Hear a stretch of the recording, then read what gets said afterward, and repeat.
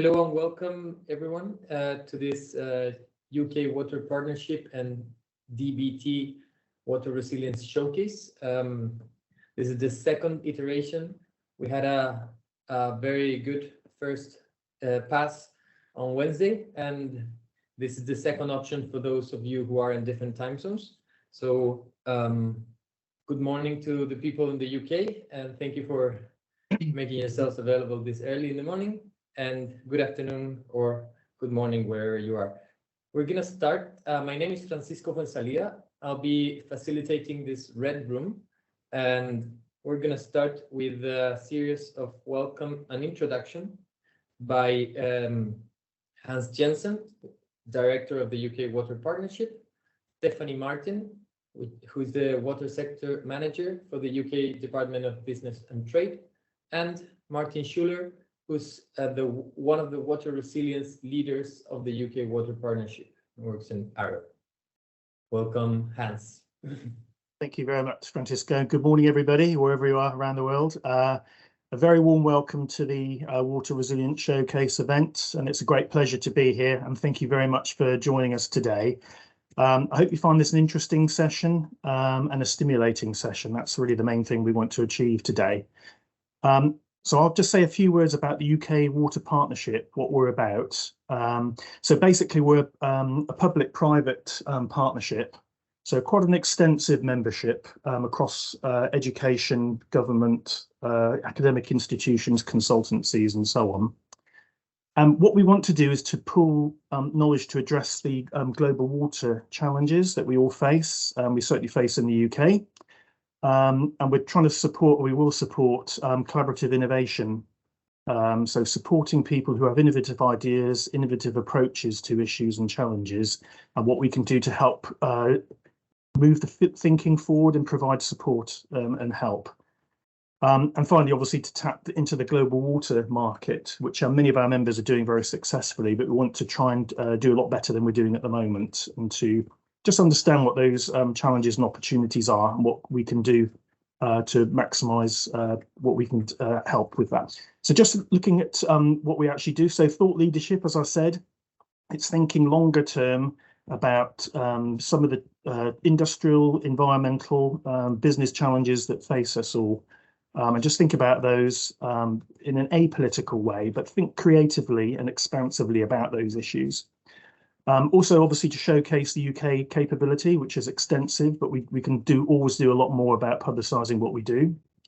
As I said before, bringing together organisations that perhaps wouldn't talk together in an apolitical environment where we're all trying to do the same thing and improve what we do as organisations. So really, cooperation and coordination is a big part of what we do. I think also understanding the challenges a bit better and looking at sustainable solutions to deal with those challenges and promote UK expertise, not just UK companies, but the expertise that lie right across industry in the UK, which are, again, extensive and substantial. Just to look at very briefly some of the projects that we've actually been doing.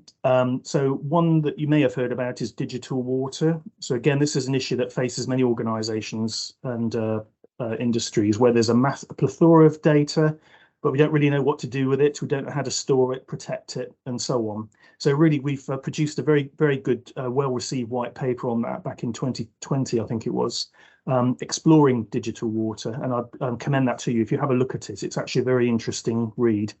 And we're now moving forward on that, developing new projects, which I could talk about if you want me to at another time.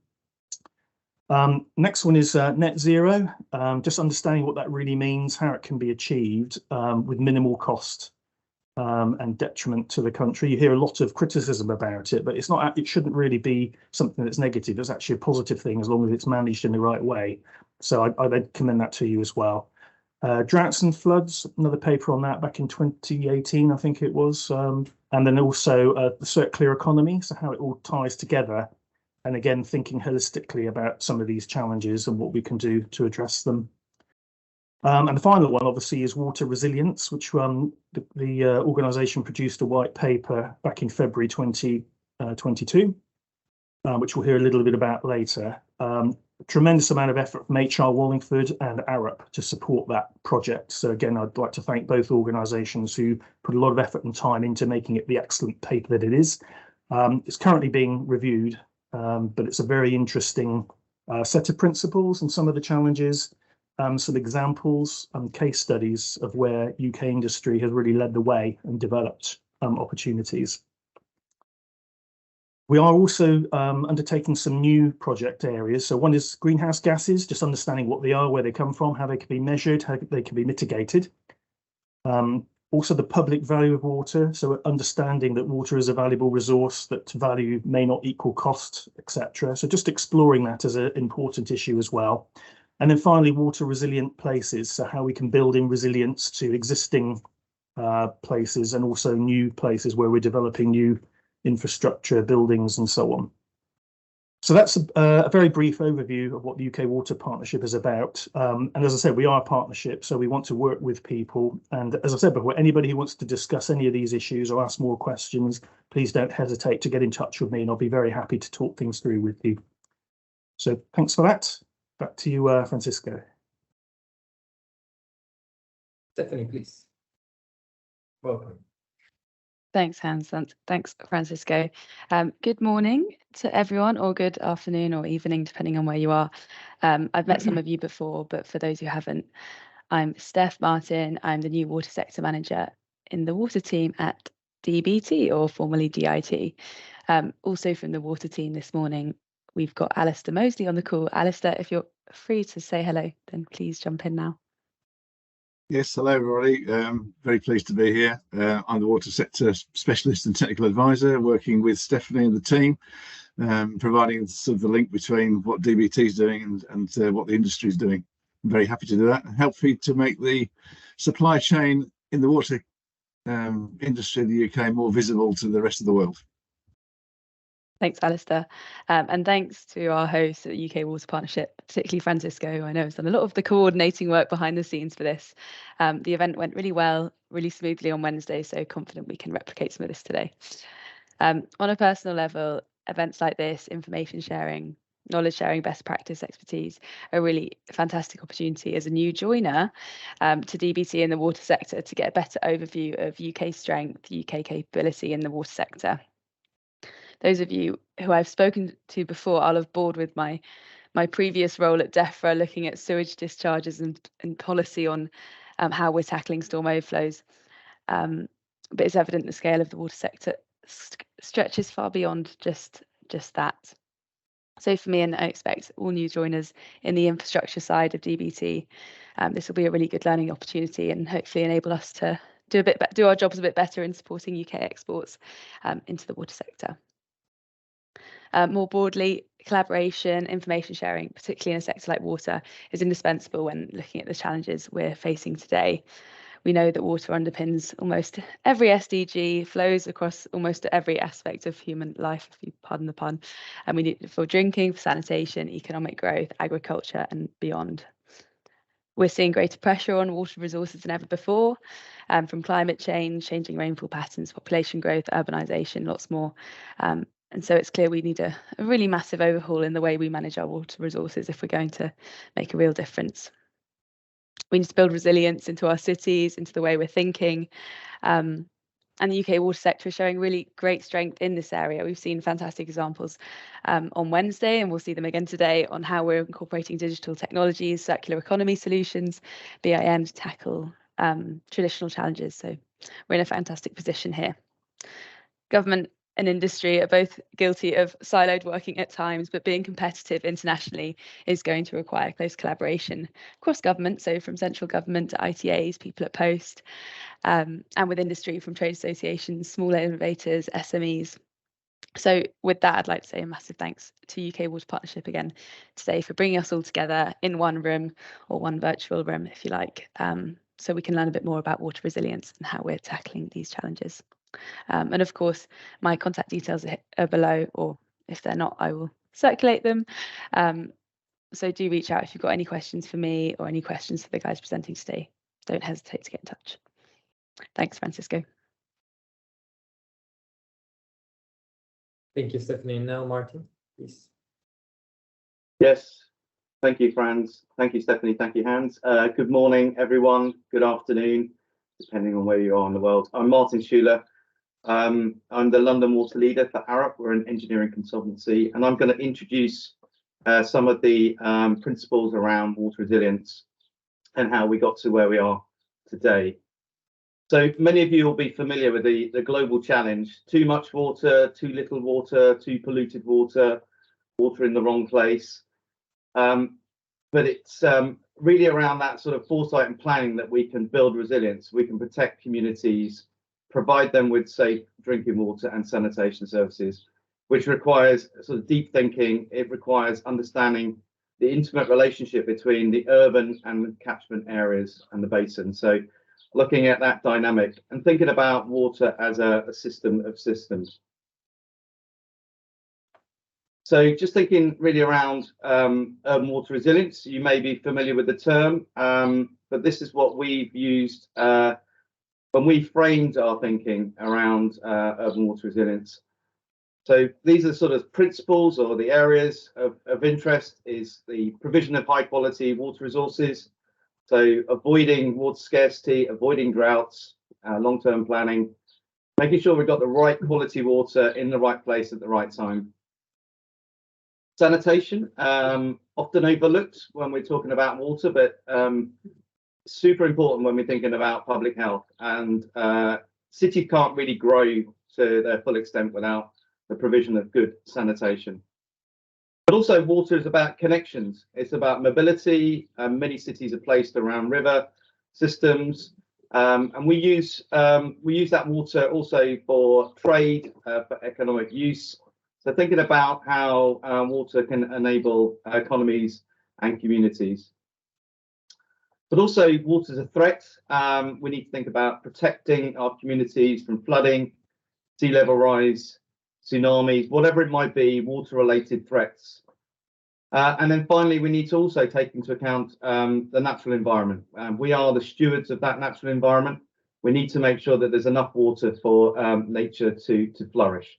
So we all need that nature. It's also not just part of our economic well-being, it's all part of our health and well-being. Next slide, please.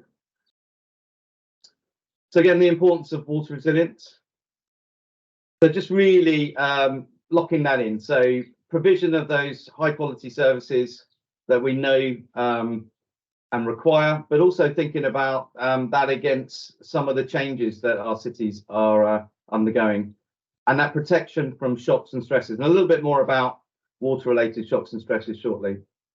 So what's happening around the world and to our cities? So a quick shot, many of you may have seen that, may have visited Shanghai. The top shot is from 1990, not that very long ago. The bottom one's 20 years later. So look at that rapid urbanization. And I think it was around about 2014 or so or earlier, over half the world's population were living in cities and urban areas. So there's a move from the rural to the urban, and that's continuing. So putting more stresses on those urban conurbations. Next slide. Climate change. So we're seeing the climate change, we're seeing the results of that. Pick up a paper any day, you're seeing droughts, you're seeing flooding. We're living with that. We need to plan for that future. We need to have systems to respond to that. It's a huge challenge right across the globe. Many cities are looking down the barrel of water scarcity and drought. A little bit more around shocks and stresses.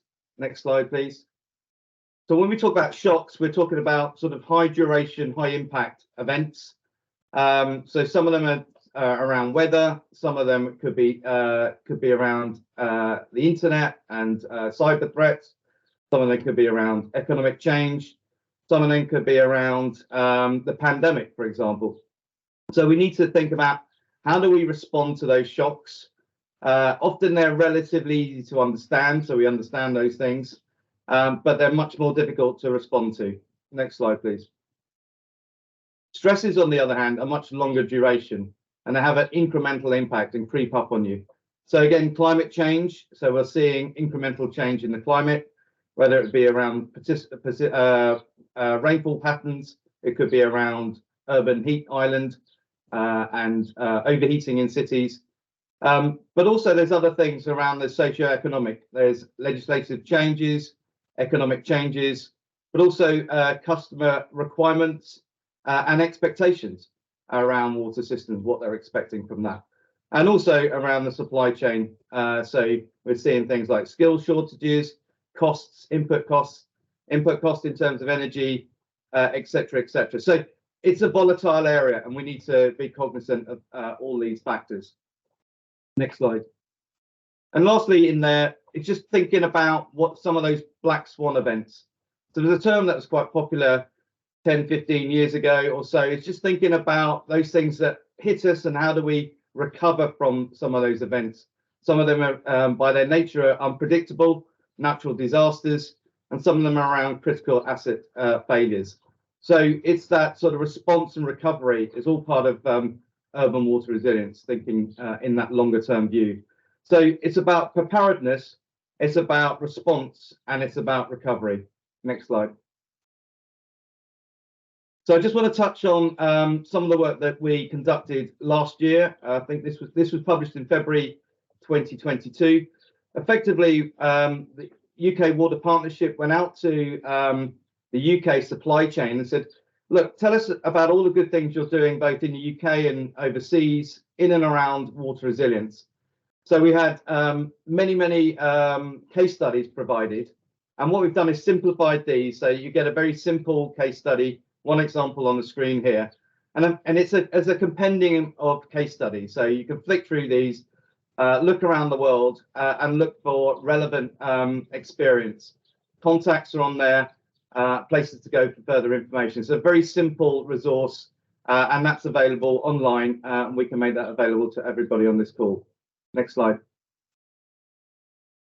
So there's the web link there if you want to access that water resilience document. It was a combination of many consultancy, supply chain, academics working together. A special thanks to Andy Ball from HR Wallingford, who was the co-leader on that document with myself. And we're updating that now. Things are moving fast. More case studies are coming in. So look for version 2 very shortly. Thank you, Fran. Thank you, Martin, Stephanie, and Hans, for your welcome and introductions. And for those of you who joined, you may be aware that this is a showcase structured in 2 parallel rooms. We're going to have 14 different themes covered in 15-minute slots. You are free to join the room you prefer for the theme that interests you the most. If you go to the chat, there's a pinned message with the link to go to the blue room. You're currently in the red room. Our first each block is structured as a short presentation and then space for questions. I would like to encourage you to ask questions. We like this to be a conversation. So please use the Q&A tab for asking your questions or raise your hand and we'll enable your microphone for you to ask it. And if you do take the mic route, then please give your name and where you're calling from before your question. Our first presentation is going to be about planning for resilience here in the red room. So please stay here if you want to join that one. It's going to be led by Martin Shouler from Arup. And on the blue room, we're going to have a presentation about managing resilient systems led by Adrian Marsden from Arup as well. So please, you have a minute to change rooms if you want.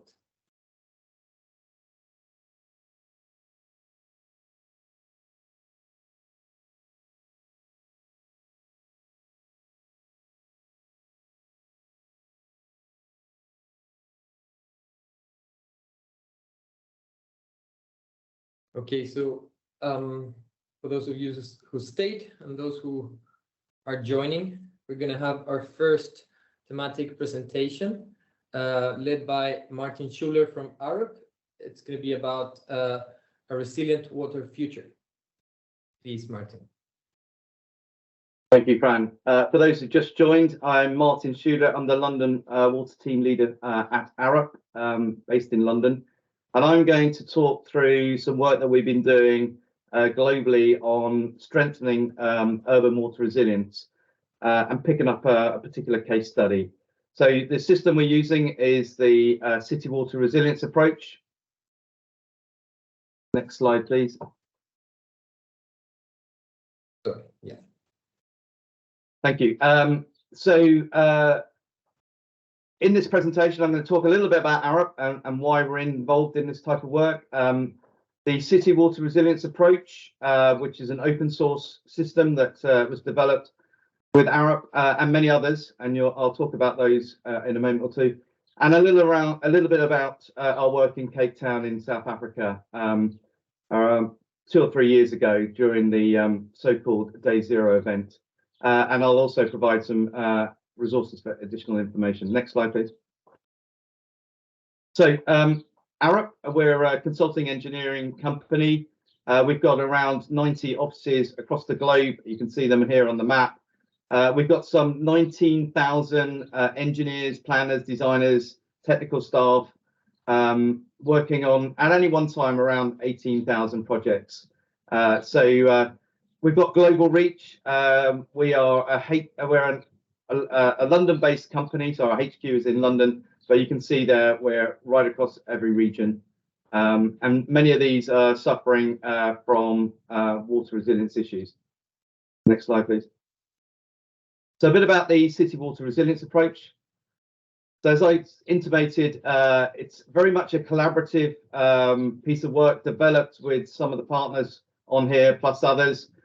Just naming a few here: Rockefeller Foundation, the Resilience Shift, Resilient Water Accelerator, World Resources Institute, and many academics.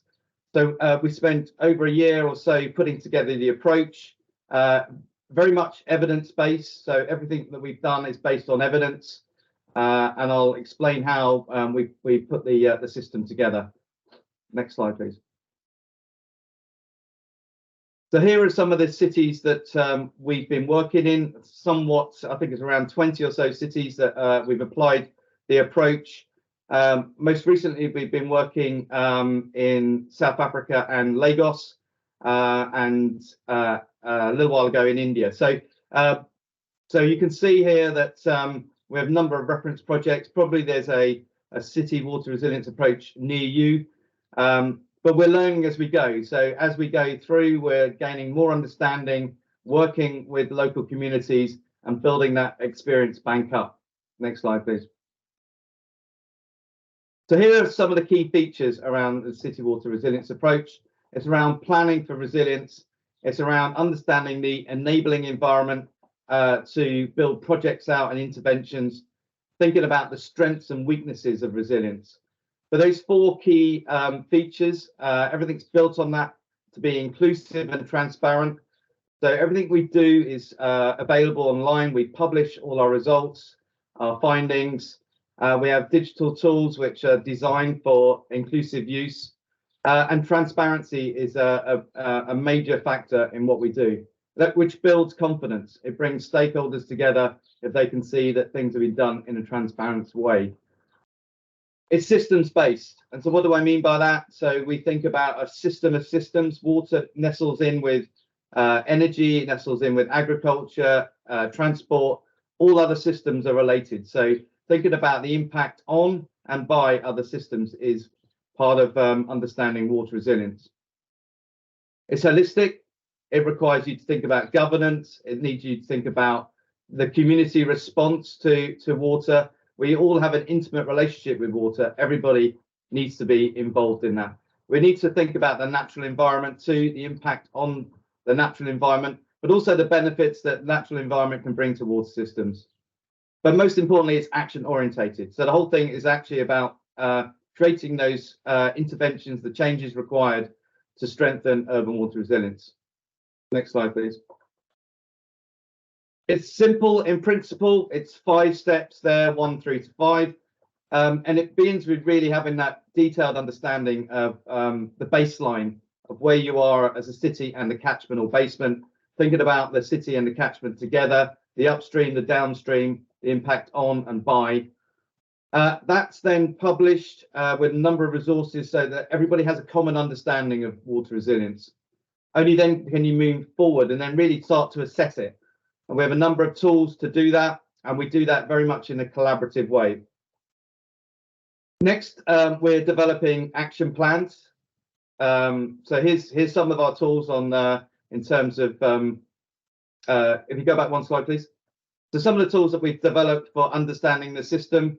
We have a digital tool called Our Water, which is available to everybody, which maps the governance systems, maps the assets, thinks about the overlaps and the underlaps between roles and responsibilities.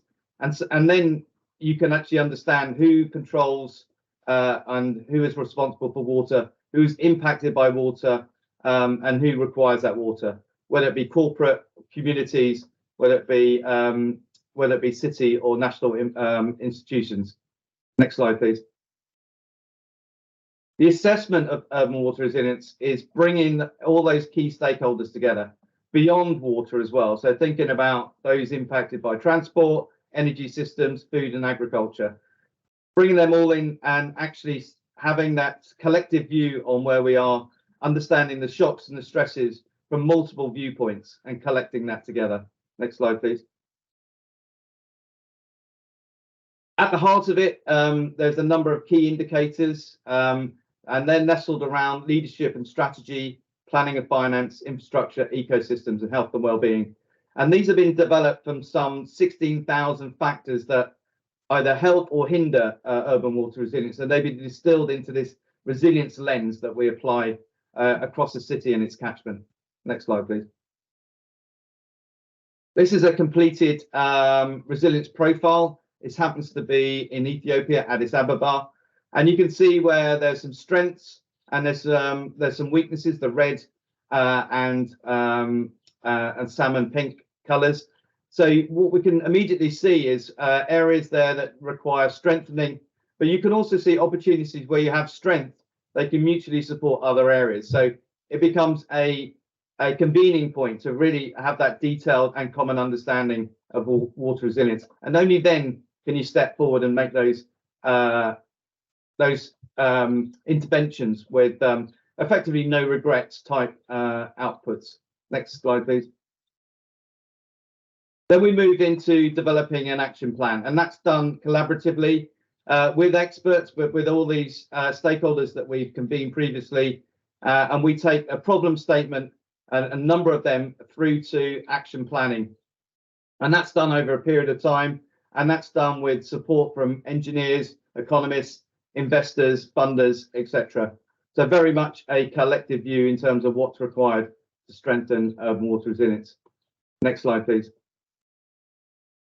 Just showing here the difference between sort of Cape Town, this is Miami, and we've done this type of work where we've built out for the city its investment planning into the future. Next slide, please. So a deeper dive into Cape Town. Next slide. Cape Town in Southern Africa went through a period of extreme drought, 2017-18, leading it to be considering that it might run dry of water, so the so-called day zero. We were doing our work during that period in South Africa. Obviously, everything was focused on the drought and means to mitigate that. So the city immediately mobilized its communities to reduce consumption, so effectively extending that period when the taps would run dry. There was a huge response from communities, reducing consumption levels down to a target of 50 litres for a home per day. So there's lots of lessons there to be learnt around demand management, about the reuse of water, but most importantly about getting communities on side during this period of crisis. Next slide. And whilst that was happening, we were also looking at the longer term planning. So not just looking at drought, we were looking at things like how were we going to deal with flooding? Was flooding actually another source of water? Could we tap into that to mitigate future drought? So thinking about solid waste and the impact on polluted watercourses, and really thinking about water in and around holistically. Next slide. We developed a couple of profiles there that you can see. Next slide. But most importantly, we fed into Cape Town's own strategy. So from our work and others, they created our shared water future, moving from a simple safe access to water and sanitation city all the way through to a water sensitive city. And with our help, they developed an investment strategy that is being deployed at the moment. So looking to the longer term water resilience for Cape Town to avoid those droughts, but also to protect against flooding and other events. Next slide. One other thing just to mention is, whilst we've been working across the globe with cities, we've been able to bring cities together, and it's really important to think about peer-to-peer learning between cities. So cities with different manifestations of water issues may well be suffering from similar root cause problems. So one example is Miami and Cape Town. Miami was looking at rainy day flooding, so effectively sea level rise was backing up through the stormwater systems causing flooding, and Cape Town was looking at drought. Now they both felt that actually by engaging with communities, actually you could better understand some of these situations, and strengthening that relationship built resilience. So it's not just about the engineering, it's about community response to some of those instances as well. Next slide, please. And that's us. So if you want any further information, please come and speak to me or look on the Arup website, arup.com. All the case studies from the cities that we've been undertaking this work are available. Or if you want to know a bit more about the methodology, very pleased to take questions on that. Thank you very much, Brand. Thank you, Martin. So we open the floor for questions. Please raise your hand or drop your question in the Q&A. Let's see if anyone has written anything yet. We have one question that we got through the form that we sent out to get questions. It says, name some interesting findings from implementing CWRA in different cities. Okay, thank you for that question, whoever that came from. So some of the things perhaps that we weren't expecting were not just around building an engineering response to water resilience. Many of the issues actually were around access to data, the quality of that data, and making it available for everybody who needs that. So what we found, and it's common across many cities, is that there isn't the data for good long-term planning available. And those data sources are rather siloed. So some of the findings, and certainly in Cape Town, they was around the data share across academics and departments within the city and national level in order to share that data to allow for that longer term planning. And although very simple, it actually provides a very strong basis then for building that urban water resilience. Without good quality information, it's very difficult to make good quality decisions.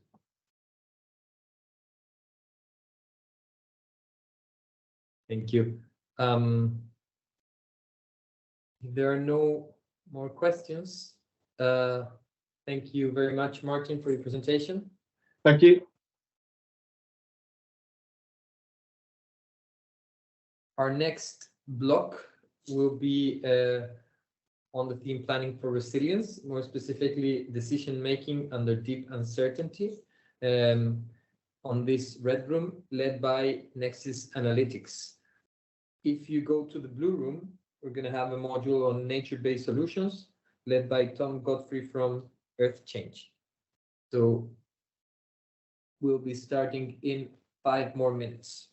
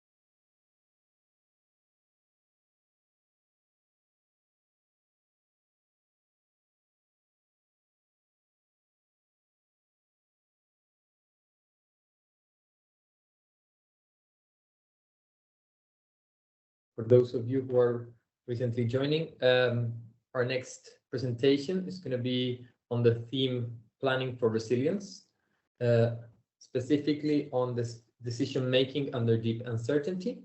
It's going to be led by NexSys Analytics.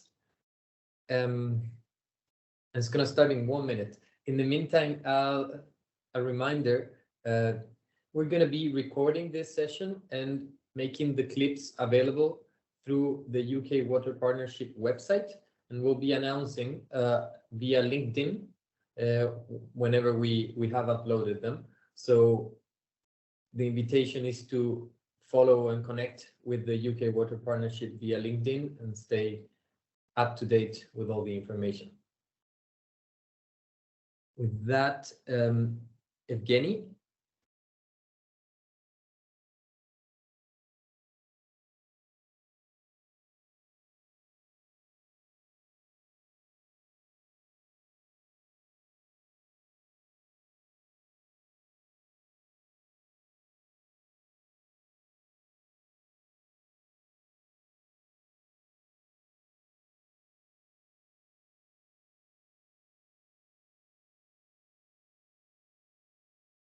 That's it. Julien, welcome. Our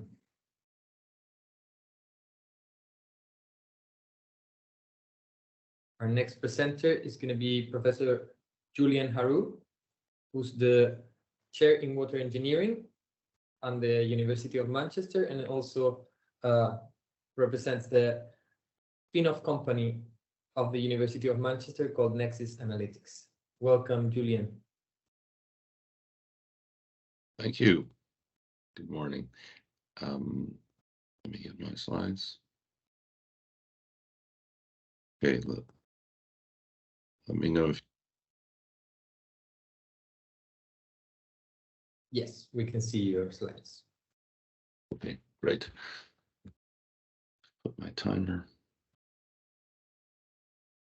Okay, well, good morning and thanks for having us on this talk on resilience. So we've been working. I'm a professor at the University of Manchester, and we recently created a spin-out company called NexSys Analytics, and we've been working with the Arup on several projects, including one that I'll show today on the World Bank with the World Bank in Botswana. So the way that we've been working on resilience is a national scale approach, which is compatible and builds on the one presented by Martin on cities. We start this by asking questions. What is the current national situation for water or energy or resource provision? What are the current weaknesses of a sector, and how could we address them? The third question is, which future options could be invested in to improve the situations and could help share benefits in the resource system? And then finally, how can we spread out those investments over time in an appropriate way so that we prioritize the most urgent needs? So this is the background approach. When we do this, we make sure that we work with stakeholders at every stage in an appropriate way so that the system ends up, the package of investments ends up being a co-designed package of interventions, because or else it doesn't produce anything of value. So this maps out the major steps. Initially, we want to really understand which institutions are relevant. Once we can invite the correct stakeholder coalition, we make sure we get from them scenarios, options, and metrics for their system. The core of the methodology is to build a national resource system model, often a water resource system model, but sometimes a multi-sector model. And then there's extensive validation and co-design of testing out the new options to lead to a roadmap of interventions. Let me give you an example on this Botswana project. So here we start with designing or understanding what the multiple states of the future could be. So we'll have different projections for population growth and use of resource systems. So in this case, water, we have per capita consumption scenarios, agricultural water use, mining water use. And so the question is, and then also we'll have different scenarios for temperature and rainfall with different climate scenarios. The idea then is to think, what are the investments in infrastructure that the country can consider, and how these different investments, how packages of these investments fare and perform under these different uncertain future scenarios. So that's the overall view. So that was the kind of first step of working with stakeholders. Then we build a national scale model, and let me show you what that looks like. So the way the modeling fits in is that so typically it'll be some kind of node link network where we look at supply and demand of resources across one or multiple sectors. In the case of a water system, we'll have the scenarios, the ones I just showed, options, which can be all sorts of different options, from nature-based solutions all the way to more traditional infrastructure. And then on the right, you can see the output of this system model is going to be all sorts of performance metrics, which allow to assess the performance of investments. So things like reliability of service, CapEx and OpEx, robustness, and just a way to rationally assess how the interventions, the investments perform. So here's a visual example. You can see here when we enter a company, our country, we will begin by gathering all the information about the national system. So how can we translate a poster like this that can take quite a while to build up, because in some cases it's not fully well established. In this case, this was a water system, so we chose to use an open source water resource simulation model called PyWR. And we, when possible, we deploy these open source simulation models on websites so that we can really becomes an interactive tool, and it becomes a shared tool which allows for co-design. So that's really important. This is what this particular open source as a water resource simulation model, this is what it looks like. It's deployed on a website called Water Strategy, and it allows to really look at supply and demand over space and time and make a detailed simulation and detailed assessment of investments, which then allows us to map performance. And so this is what this is showing. So here you can see all those outputs, all those metrics of performance that the country is interested in, like what's the infrastructure going to cost, but also what's the service it's going to provide, the reliability, the resilience. And so we can provide all sorts of custom metrics. And then each line here represents the performance of a certain package of investments. So what you can then do is interactively filter these. You can see here that we've put these gray boxes which filter out certain zones of performance that the stakeholder, the clients, think are inappropriate. And you see that this allows to select one package of investments. That line represents the performance of a package of investments. And then the final step is then we try to sequence those investments. And because we don't know the future, we don't know exactly how things are going to evolve, we tend to try to map out these adaptive pathways. So the question really becomes, what are the most important initial investments to be made that allow the most flexibility later on? So rather than making a hard sequencing of assets, we try to create these kind of adaptive pathway maps. So this is my last formal slide. You can see here a summary of the formula of the 4-step planning method. The important thing here is that we build a model that we share with the stakeholders, and it allows us to co-design this package of adaptive investments. Let me show you some other. The Botswana case is relatively small.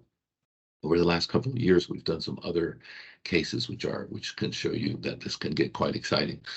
Here's an example still in this open source the water strategy interface of the entire Nile Basin. So we've been working with countries there for several years, and we have done a similar study on the Nile.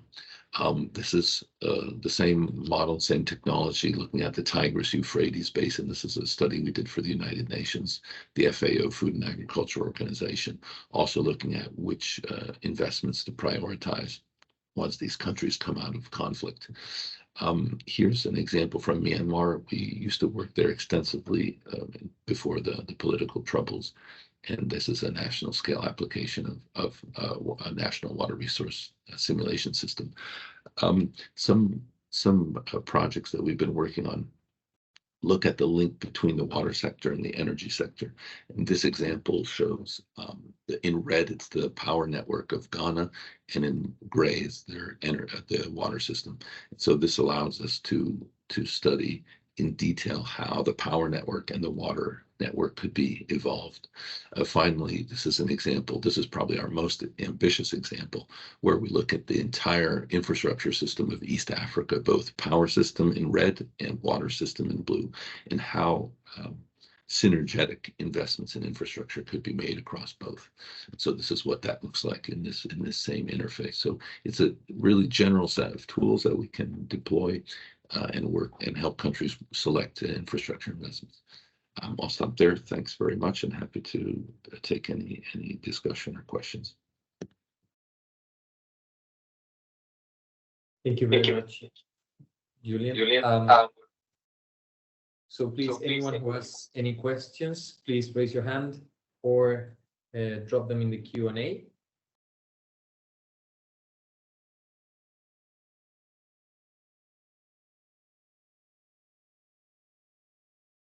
I was testing if anyone can raise their hands. In the meantime, I have one question that we received on the form that we released earlier. So what information should a country or a city have available for you to be able to deploy this methodology or approach?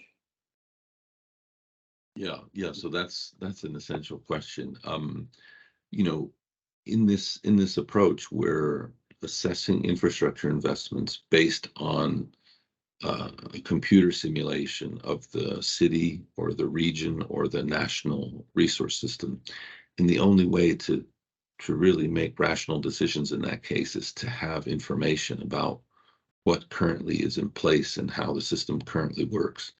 In some situations, nothing is available, in which case the study will take a bit longer. We have to start from first principles and we have to gather the required information.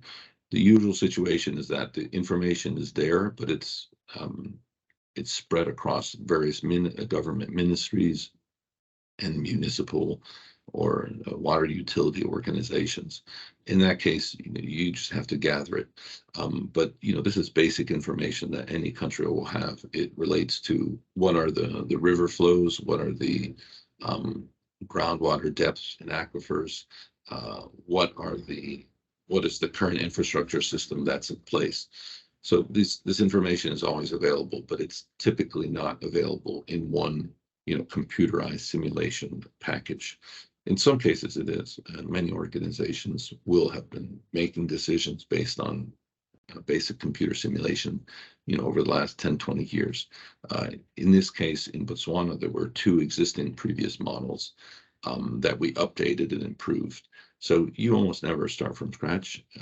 But yeah, if it can take a certain amount of time to bring together the required information.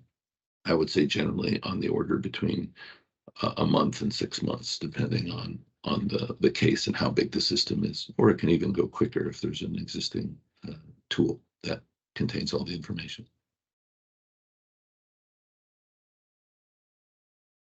Thank you. If there aren't any more questions, I'm gonna check the Q&A to see if anyone has dropped something. Well, if there aren't any questions, thank you very much, Julien, for an excellent presentation. And I'm going to share back the agenda for today. Our next module will start at 8:05 my time, but 5 minutes past the hour. And we're going to have a presentation on flood management led by the UK Centre for Ecology and Hydrology, Dr. Stephen Cole. If you want to join the Blue Room, in the Blue Room, we're going to have a presentation on nature-based solutions led by Mott MacDonald.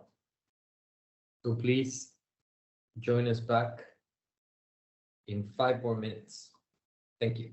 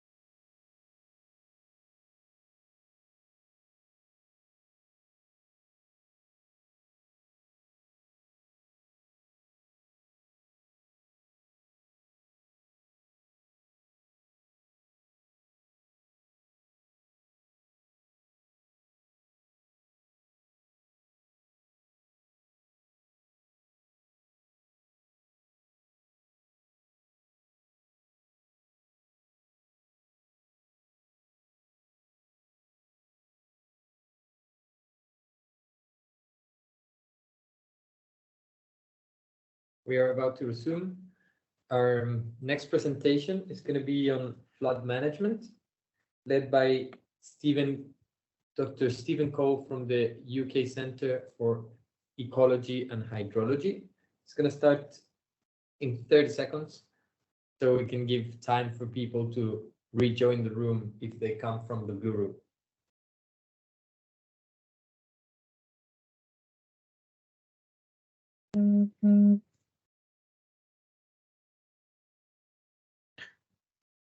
Welcome, Stephen. Please, the floor is yours. Thank you very much, and thank you for the opportunity to speak today. I'll just share my screen, so if you could let me know that that's worked properly. Yes, we can all. Brilliant.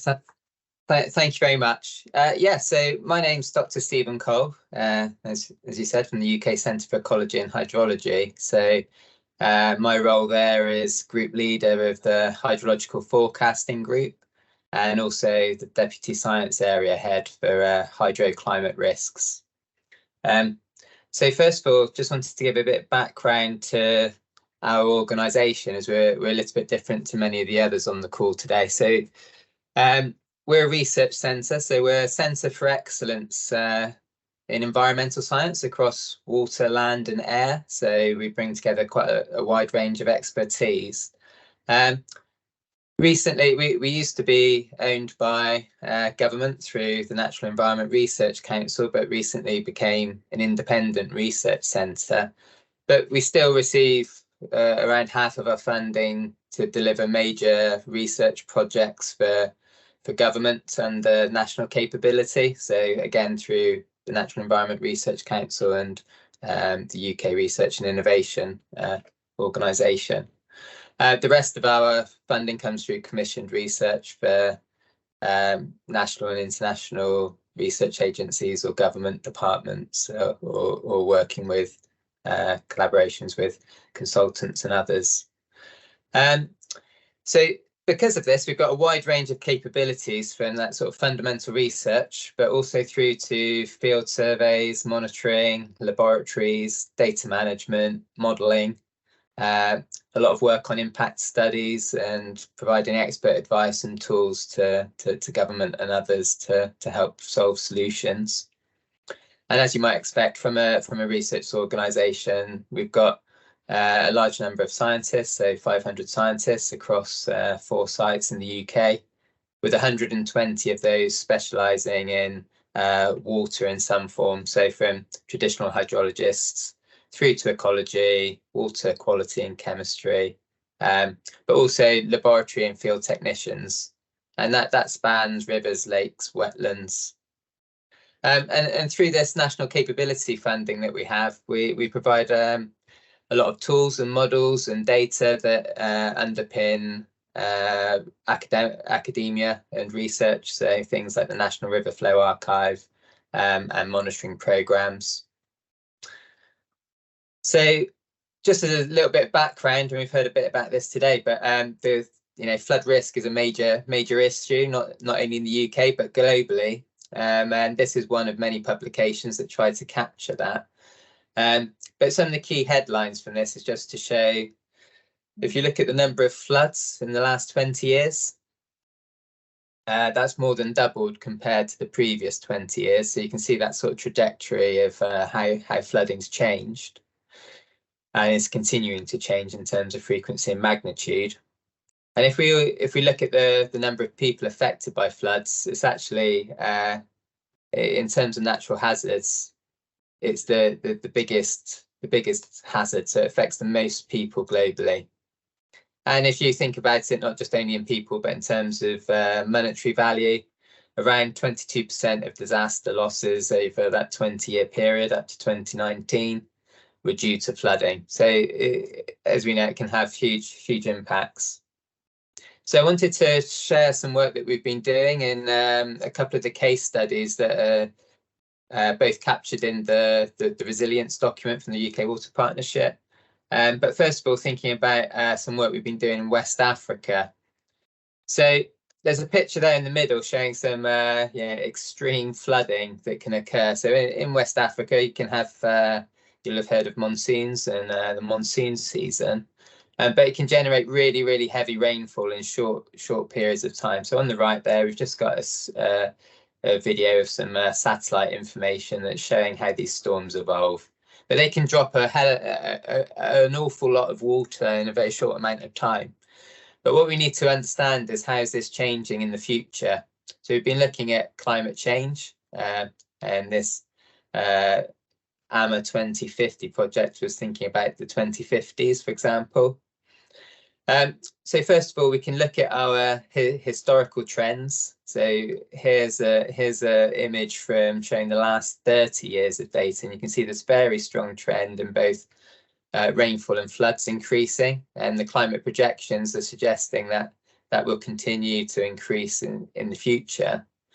So we've been working with partners in both the UK, but very importantly, the African countries, to look at what this might mean. So one of the areas that has been a key focus is looking at crop yield sensitivity to temperature changes in the future and climate change in the future, to see which crops may be most suitable and resilient to the future climate.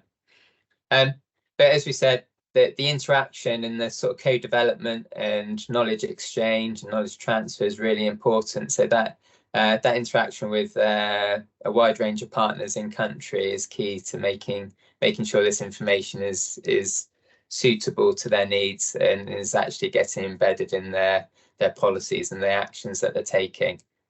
So that's looking at the climate in a longer term sense. But what you could see from those sorts of events is that there's a real challenge to forecast them. So it's the numerical weather predictions that we may see on the weather forecasts at home, for example. So big complicated computer models trying to model the weather over the next few days. They find it very hard to model how these convective storms evolve and initiate. So there's other options that we need to use, especially for the sort of short duration. So if we're looking ahead for the next 6 hours, and that's something that we might call nowcasting, we need to use other techniques. So we're using satellite information to help us forecast what might happen in the next 6 hours.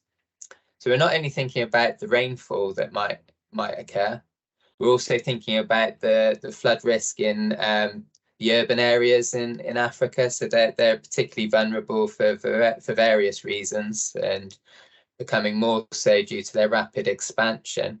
So we've been working with partners in country, and here's an example in Dakar in Senegal, so the westernmost point of Africa, a very heavily urbanized peninsula, but we're able to produce flood risk products at a commune level to try and help with that warning and communication and taking action on the ground. So we've been working with the partners to develop these real-time systems and also the pathway through to the warning services, not just the messages going out, but who's receiving them and what action they're taking. So again, another part of the sort of UK overseas development investment, so really working in partnership to provide lasting legacy. So the other area we wanted to share some of the work that we've been doing on is relating to India. So it's another area that's been an awful lot of collaboration, not just from UKCH, but lots of investment from the UK and others. But one fundamental element you need to help manage flood risk better is to understand the rainfall and flood frequency. So just to explain a little bit of the terminology, here we say something like the 100-year flood, and what that means is a flood that you'd expect to occur on average every 100 years. So that's, if you understand what the rainfall and the flood might be for that sort of extreme scenario, you can use that to help design your flood defence and your response strategies. So we've been using, the UK has very advanced methods in this space, something called the Flood Estimation Handbook, and we've been working with Indian partners again to develop that and apply it in an Indian context. So there on the right is a portal that shows some of the outputs from this. So you can see there's a flood frequency curve that essentially tells you as you get to more extreme return periods, say a 200-year flood or a 1,000-year flood, what you think the flow would be. So again, there's a tool to help users in India use this information. There's been an awful lot of knowledge exchange and capacity building. And then finally, just wanted to show some work that we've been doing with the UK Met Office and the sort of equivalent partners in India. So they fall under the Ministry of Earth Sciences. Again, this is funded through UK overseas investment. So in this case, it's through the Weather and Climate Science for Services Partnership. There's a bit of a mouthful, but WCSSP, they have various collaborations, and one is with India. And here what we're trying to do is link together the latest rainfall observations and forecasts through with flood models, both at a broad state or national level, so 1 kilometre level hydrology models that we use in the UK, and coupling them with high resolution inundation models for cities or particular areas of interest. But not only that, it's not just trying to forecast the hazard, it's trying to automatically forecast what the impact might be.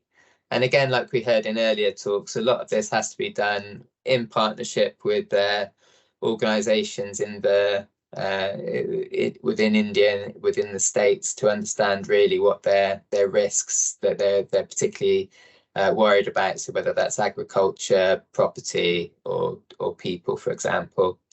So this is in the wider context of something called impact-based forecasting. So this is a growing area of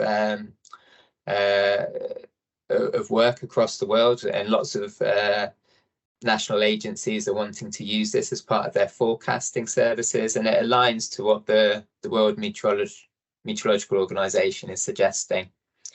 And just to say that one of the bits you have to try and incorporate under this is the uncertainty. So in order to do that, the uncertainty in the weather forecast and the hydrological forecast, we're using ensembles. So not just one prediction of what might happen in the future, but several to try and capture that uncertainty into exactly where the rainfall and where the biggest floods will occur. So at that point, that's the summary of the 2 case studies that we've got in the documentation, and you're welcome to ask any questions or refer to that document for more information. But thank you for the time to present. Thank you, Stephen. We encourage everyone to raise their hands or post their questions in the Q&A tab.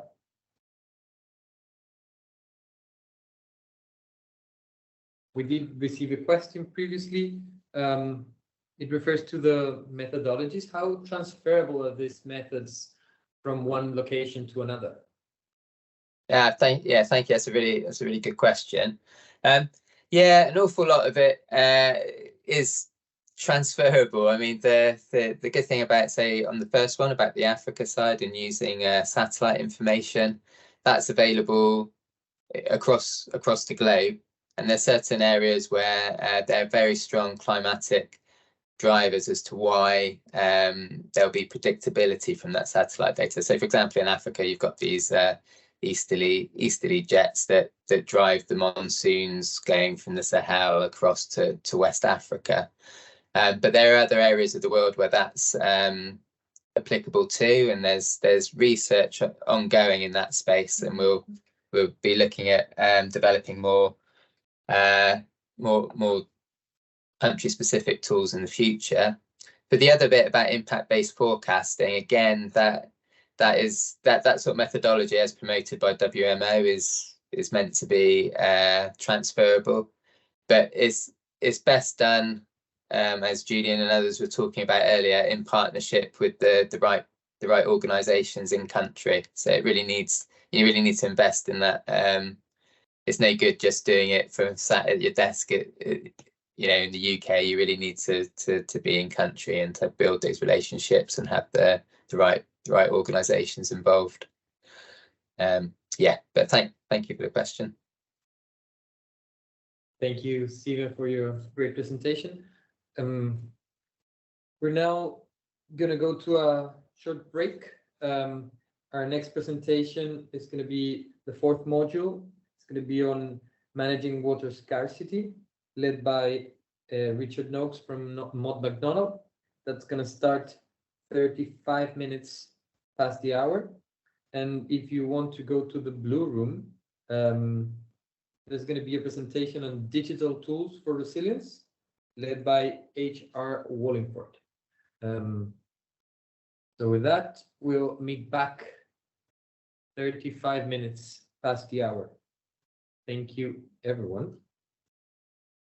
While people start rejoining the call, I'd like to remind you that this is the UK Water Partnership and DBT Water Resilience Showcase. It is structured in two different rooms. We have the red room, which is this one, and the blue room running in parallel. All the different presentations that we've had over this day and the previous iteration on Wednesday have been recorded, and we will be creating some capsules with the contents to be disseminated via our UK Water Partnership channels. So we encourage you all to follow us and connect with the UK Water Partnership via LinkedIn, and to connect also, go to our website to see the different reports with people have cited here today and get more information. Our next presentation on the red room is going to be about managing water scarcity, led by Richard Noakes, who's a technical director in Mott MacDonald.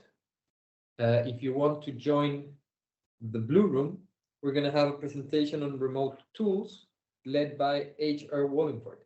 If you want to go to the blue room, there's a link posted in the chat. And if you want to stay here, we encourage you to also ask questions after the presentations. You can raise your hand and we'll enable your microphone so you're able to ask questions. So without further ado, welcome Richard Noakes, please. The floor is yours. Thank you very much, and hello to you all. Next slide, please.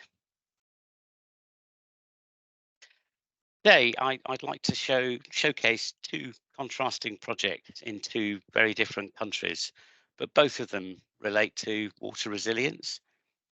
Then my first example is from Oman and is a technically based project for the government water utility, identifying numerically, statistically, the risk of a loss of water supply to customers throughout the country's varied water supply zones.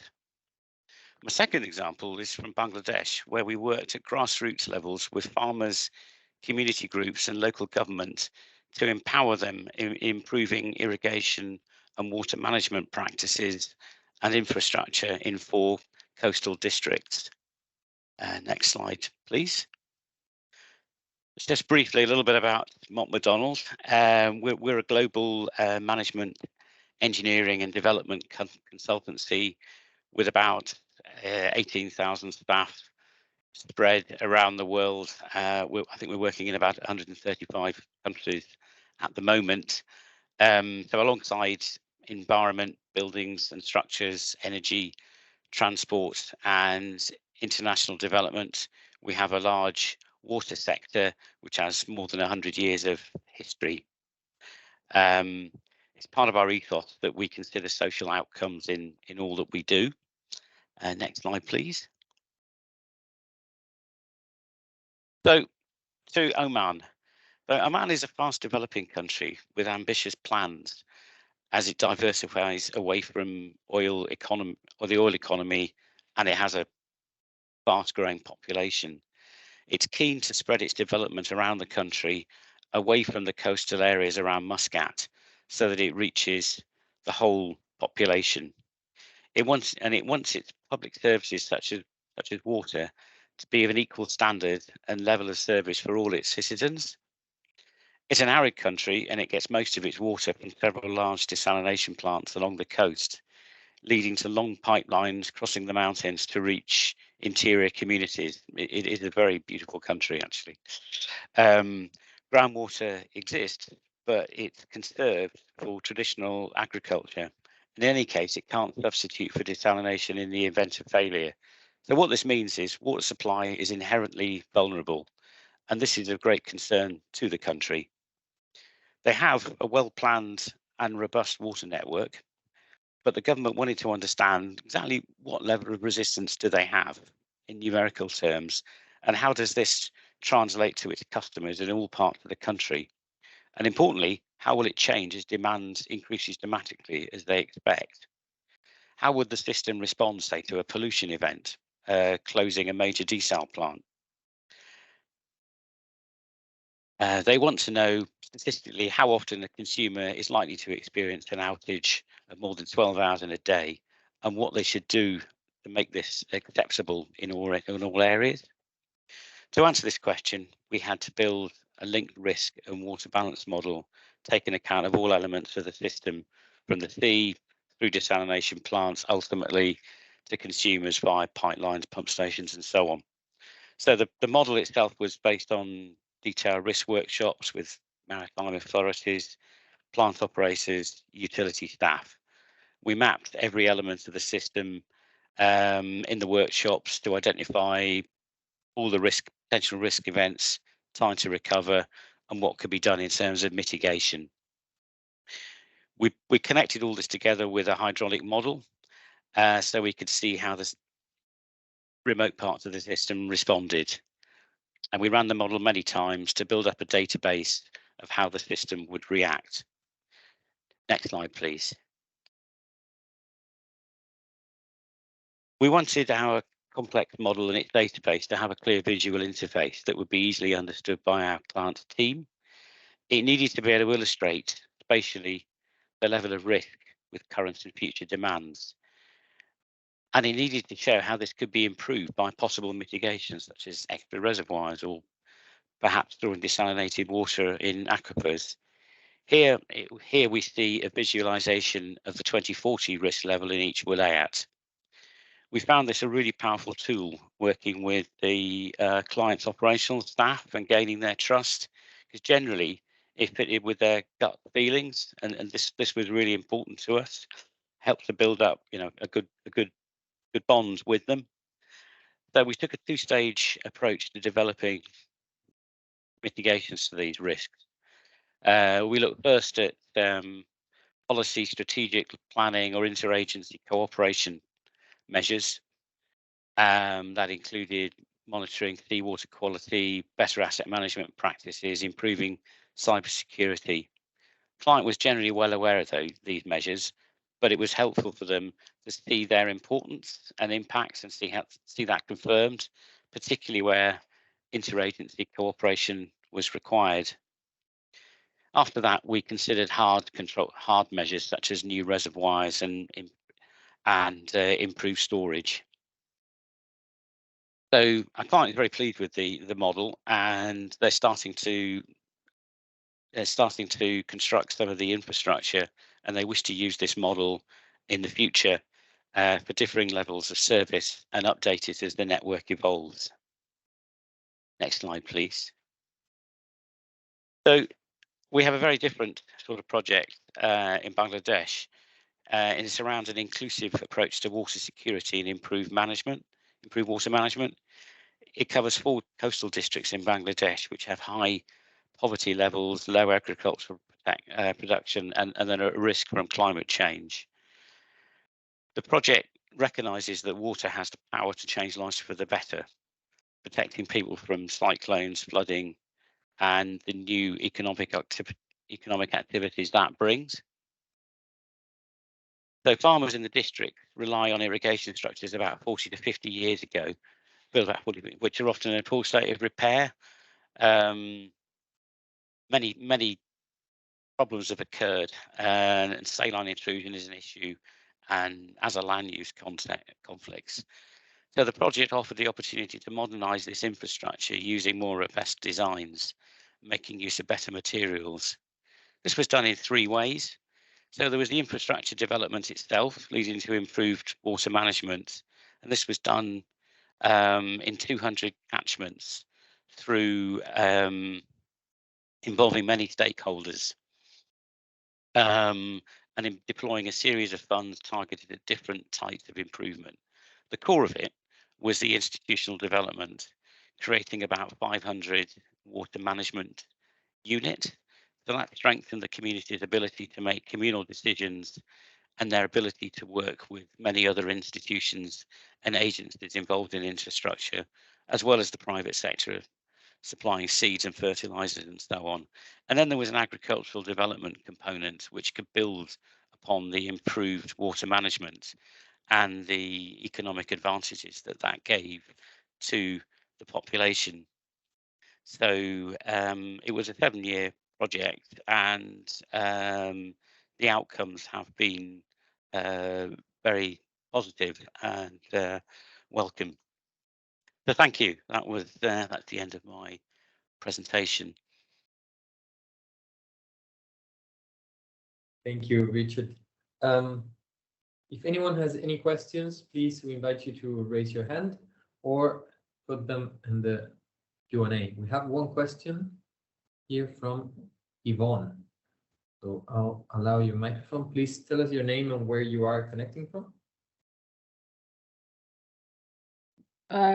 Good morning, everyone, and thank you for the opportunity to look at this, to have a chance to look at these presentations. My question is, I am from, I work with DBT in looking after Northern Powerhouse region. I look after the whole of Africa. And one of the questions I have is with regards to the scarcity in Africa.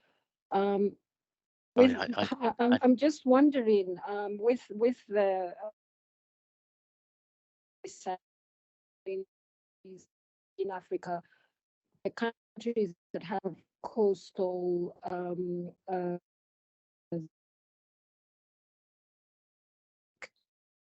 to get involved.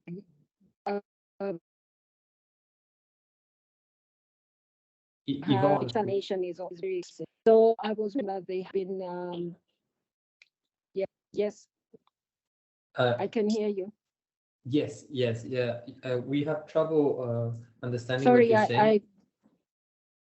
I think sorry, can you hear me? We can hear you. Yeah, yes. The line is can you try again, please? Okay. Yeah. So I was saying that there is a problem with water scarcity in Africa, and I wanted to know whether there are new developments with regards to desalination and whether the cost of the desalination equipment and process has been made more economic over the period of time, or is it still as expensive as it is? Thanks. Yeah, thanks, Yvonne. The cost of desalination has decreased quite significantly in the last 10 to 15 years, and it continues to decrease. However, that said, it is still a very expensive solution. But I think during the time I was working in desalination in Oman, over a sort of 8 to 10 year periods, the cost of desalination for a cubic meter dropped by about 50%. That was using the process. That was using a membrane process, and it's become much more efficient. One of the crucial aspects with desalination is in ensuring that the it's ensuring the pre-treatment of the seawater, and that can be more expensive than the actual desalination process itself. Desalination process essentially uses high pressure pumps, which are very energy intensive. So it is inevitably, it is an expensive process, but inroads are being made, and the possibility of linking it to solar energy, and this is being done in Morocco actually. The prospects of using renewable energy help to make it more viable, but it is still a relatively expensive process.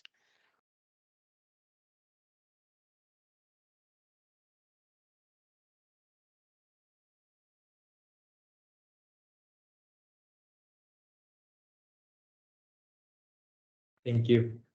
I think we still have time for one more question. If anyone would like to raise their hand.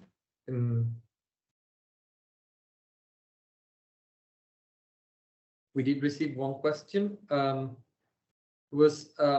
what way do you think these interventions you have been implementing are helping to unlock finance to make projects feasible?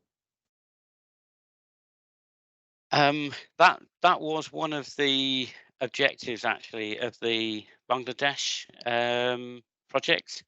So by bringing together communities with a wide variety of government agencies with whom they were previously found it difficult to interact with, this definitely helped to unlock the access to finance for quite a lot of those communities. So we're talking relatively small sums of money, but they have a big impact within those communities. So that was quite that was a very important part of that project. Looking at the Oman project, which is quite different.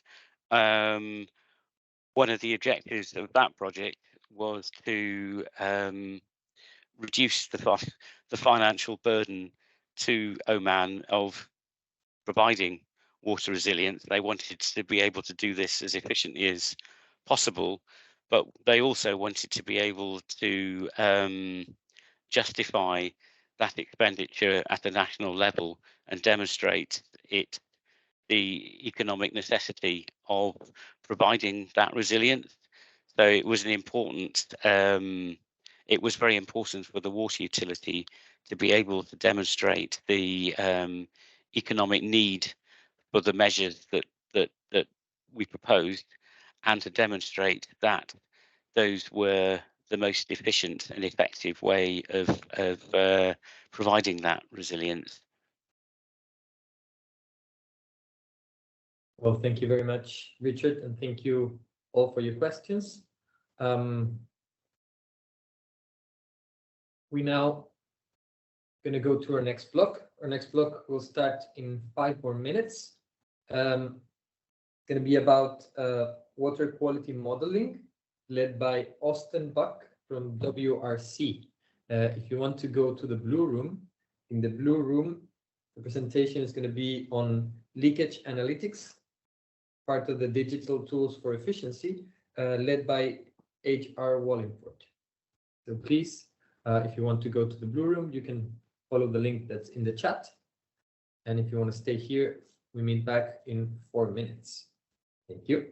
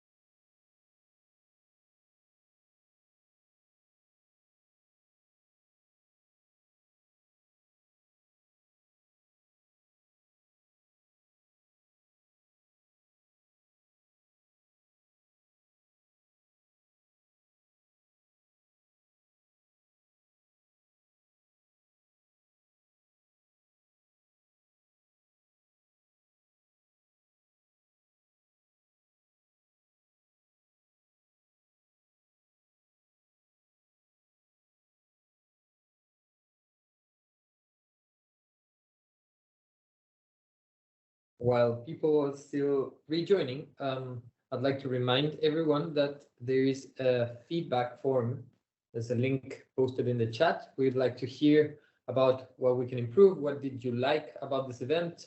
And if you want more information, that's a good channel to put your details, and we can contact you with more information on any of the themes that was of interest.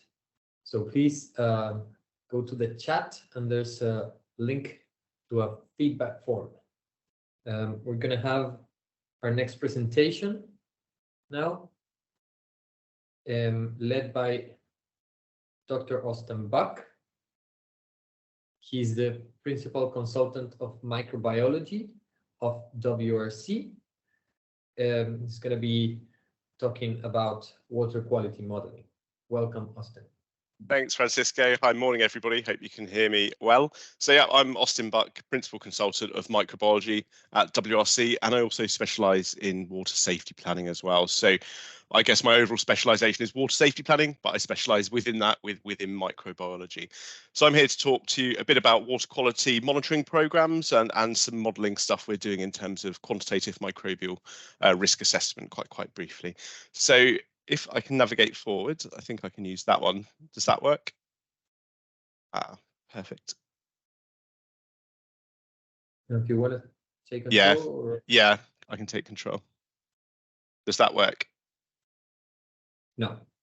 So Okay, I'll be you can navigate, Francisco, that's fine. Yeah. Okay, no next problem. slide. Thank you. Okay, so WRC have been around for almost 100 years, so it's going to be a 100th birthday in 4 years' time.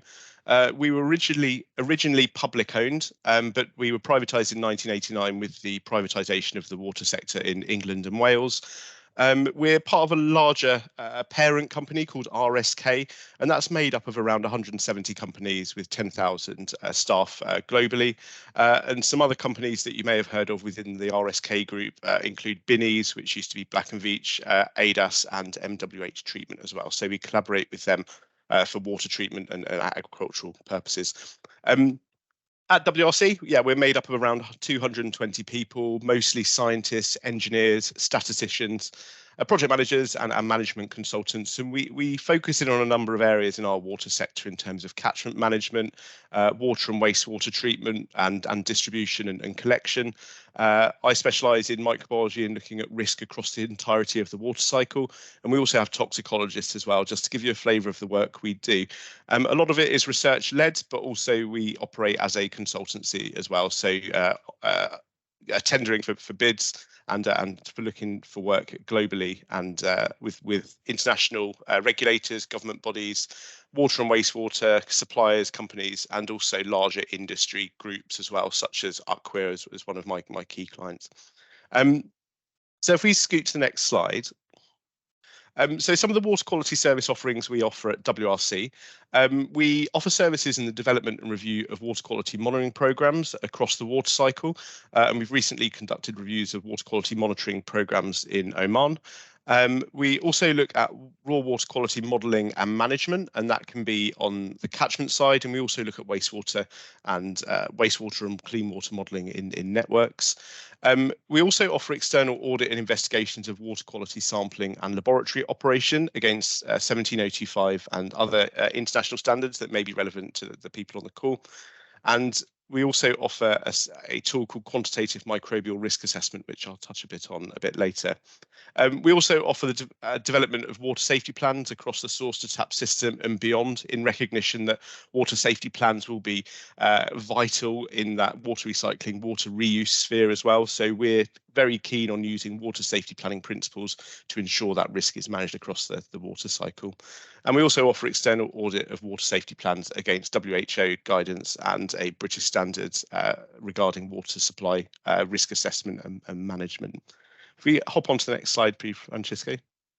So what I will do is focus in on developing water quality monitoring programs, give a bit of a brief theory of that, and then we'll look at some examples we're doing overseas. So if we look across the source to tap water cycle, this is my kind of background in the water sector.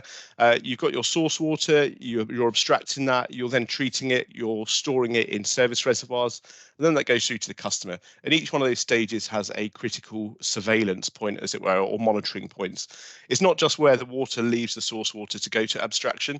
There might be other monitoring points within that system. So for treatment example, you might have additional monitoring at the end of each filter bed or something like that, but the real surveillance and monitoring point would be where that water leaves the treatment works and enters into the distribution network and storage.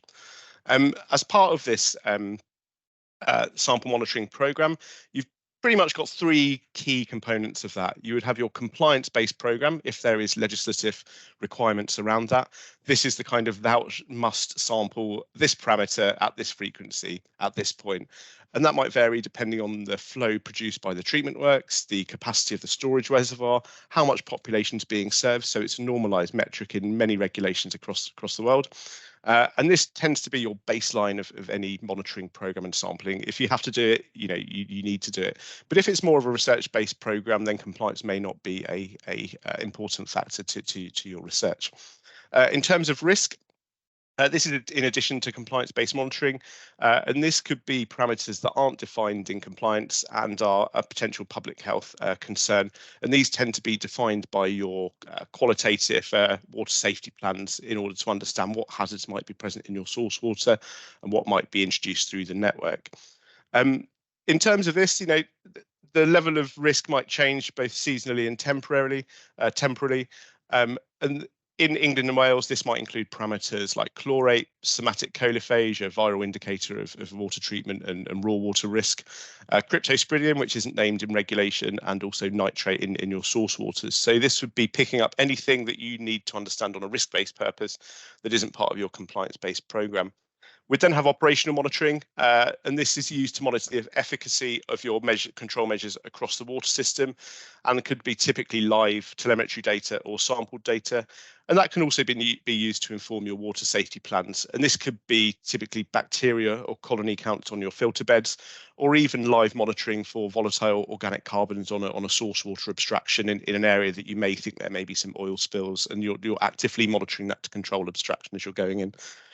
It's important to understand the linkages between each one of these to optimize the water quality programs, because there might be many overlaps with sample frequencies and sample points. So you're looking to get the most data and most information you can at the minimal cost. So it's good to consider all of these as part of your sample program to optimize your expenditure. It's also important to understand that variability throughout the day as well. So when you find most sample programs in typical water sector, a lot of the samples are always taken between 7 and 12 o'clock because that fits in with the working day. But you've really got to think about what happens after 12 o'clock if that's the case. So what happens over that 24-hour period, because some of the changes might be quite significant. As part of this compliance program, you might be looking for microbiological, chemical, radiological, physical, and organoleptic compounds for taste and odor, such as geosmin and MIB, methylisoborneol. If you click forward, Francisco,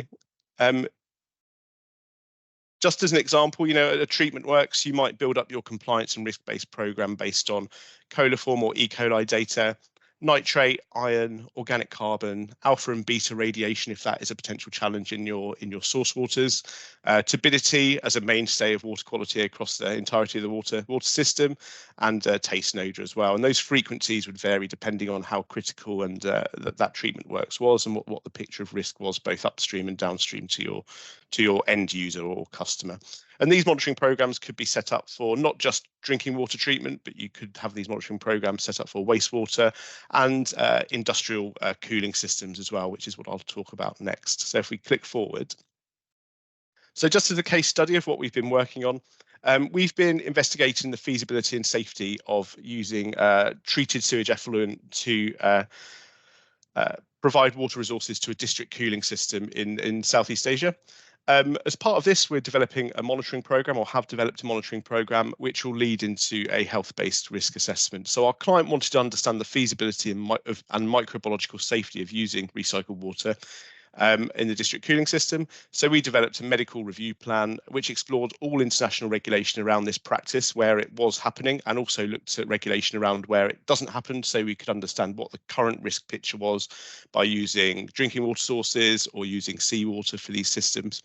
And we developed a water quality programme around that to comply with regulations and ascertain that level of microbial risk. There is another aspect of that programme that is looking at chemical risk, but we're honing in on the microbial risk here. In terms of compliance and regulation around district cooling systems, Legionella species is a mainstay of all compliance-based monitoring programs. So that's something that we have to have in there at a set frequency, and that's going to give us some valuable information around microbial risk and microbial removal through some of the control measures. HPC, which is heterotrophic plate count, so that's general bacteria that might be growing around 22 Celsius or 37 Celsius, depending on the temperature of the heating system, cooling system. And we'd look at understanding those microbial levels across the entirety of the system. And because this programme is also looking at use of recycled water from sewage, E. coli would be a key indicator looking at fecal contamination across that system as well, and how effectively that might be removed through the control measures there to make it a safe practice. In terms of risk monitoring, this will feed into our quantitative microbial risk assessment. We're sampling for Legionella pneumophila and adenovirus A and E. Although we had proposed to do adenovirus, this is another issue with some monitoring programs. Some parameters will be really valuable to have on programs, but might not be commercially available or even available in academic institutes. So unfortunately, adenovirus isn't present, and that is one of the kind of not risks as such, but it is one of the kind of constraints of the project. So we're looking at somatic colophage, indicator of microbial risk across the district cooling system too. If we click forward, part of that will just be general data analysis, so looking at trends across the system across the 12-month period, and also looking at levels observed and how does that comply with current regulation, and if not, how can we meet the regulation. But that risk-based monitoring programme, including some of the compliance-based sampling as well, will feed into our quantitative microbial risk assessment. A theoretical QMRA will be developed, and this will form the level of additional treatment required to use treated sewage effluent in this district cooling system to ensure public health safety. As part of a quantitative microbial risk assessment, it's really a risk model where you feed in your microbial risks at the front end. You look at the treatment credits that you might have to remove that. You also look at exposure pathways, so how that pathogen in this district cooling system may be in contact with the end user, whether it's through an aerosol in a cooling tower or through a exposure if this water was then proposed to be used for flushing toilets and irrigation as well. So that would be an assessment of your exposure pathways. You also look at dose response. So what's the likelihood of someone getting sick and to what severity if they were to ingest or come into contact with that microbe. So lots of people might get infected, but not all will get sick as well. So the dose response, we'll look at that, and then we will characterise the risk. So what really is the risk to this practice? What needs to be done? Is it feasible and is it safe within WHO limits? If we click forward, please, Francisco. So some wider global opportunities and challenges. Well, regulatory change is driving water quality stakeholders to monitor for emerging contaminants. We've seen changes to the revised drinking water directive, and in England and Wales, we're looking to adopt some of those where possible and where it may be suitable for our regulations. So the change in regulatory framework continuously can drive some opportunities and challenges to clients across the water sector globally. Next, click.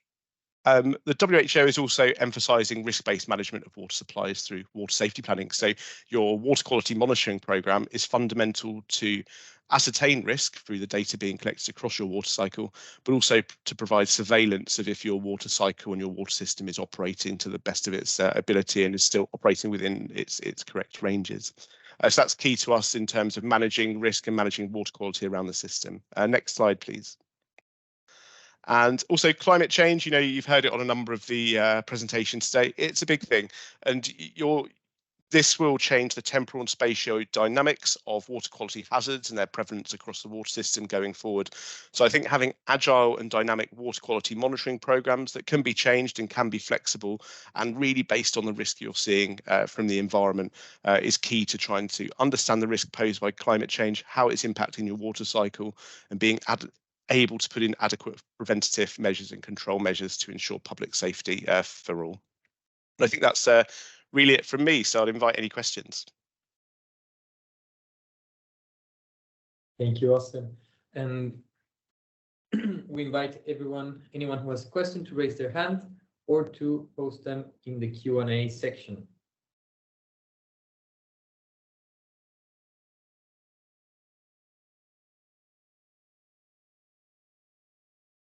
Yvonne, hi.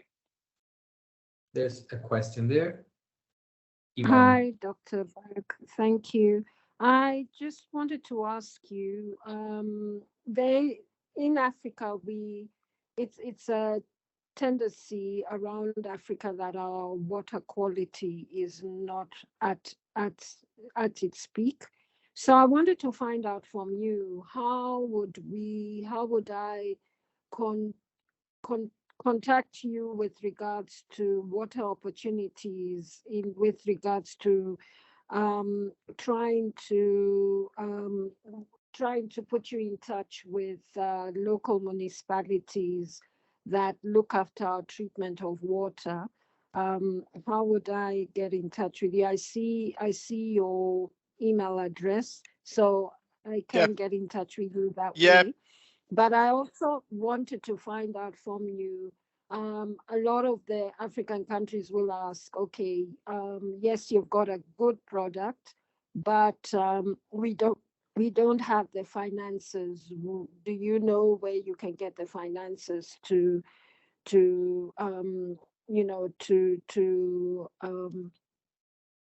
conduct such a project? Because the general problem here in Africa is finance. Yeah.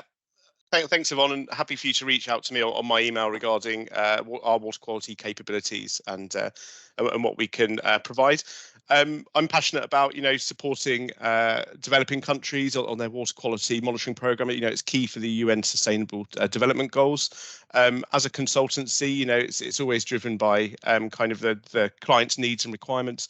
So we're happy to look into that and any kind of funding options that might enable us to support you and your clients and customers. So please reach out, and we look for potential opportunities and funding opportunities that we can develop further. Okay, thank you. Thanks, Yvonne. Thank you, Austen, and thank you everyone for the questions. Thank you. Our next block, it's going to be about disaster management, specifically about reconstruction. It's going to start in 4 minutes, and it's going to be led by Siraj Tahir from Arup.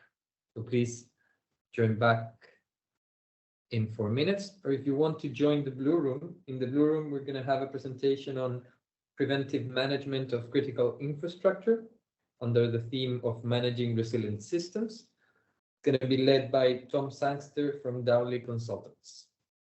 If you want to go to the Blue Room, follow the link that's highlighted in the chat.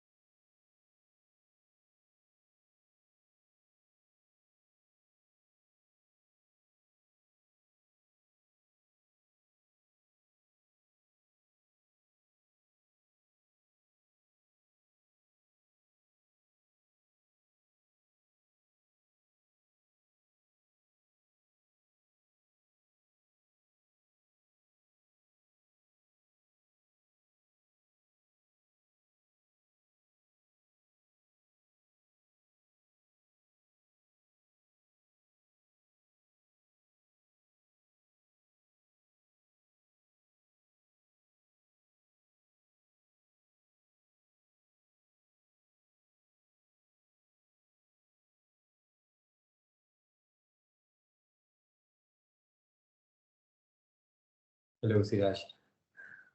How are you? Good morning. I'm good. How's the session going so far? Very good, I think. We'd like to remind everyone who's still with us that there is a feedback form in the chat where you can tell us what did you like, what didn't you like, and what would you like to hear more of. So please, if you can complete it and provide your contact details, then we can give you the information you're seeking.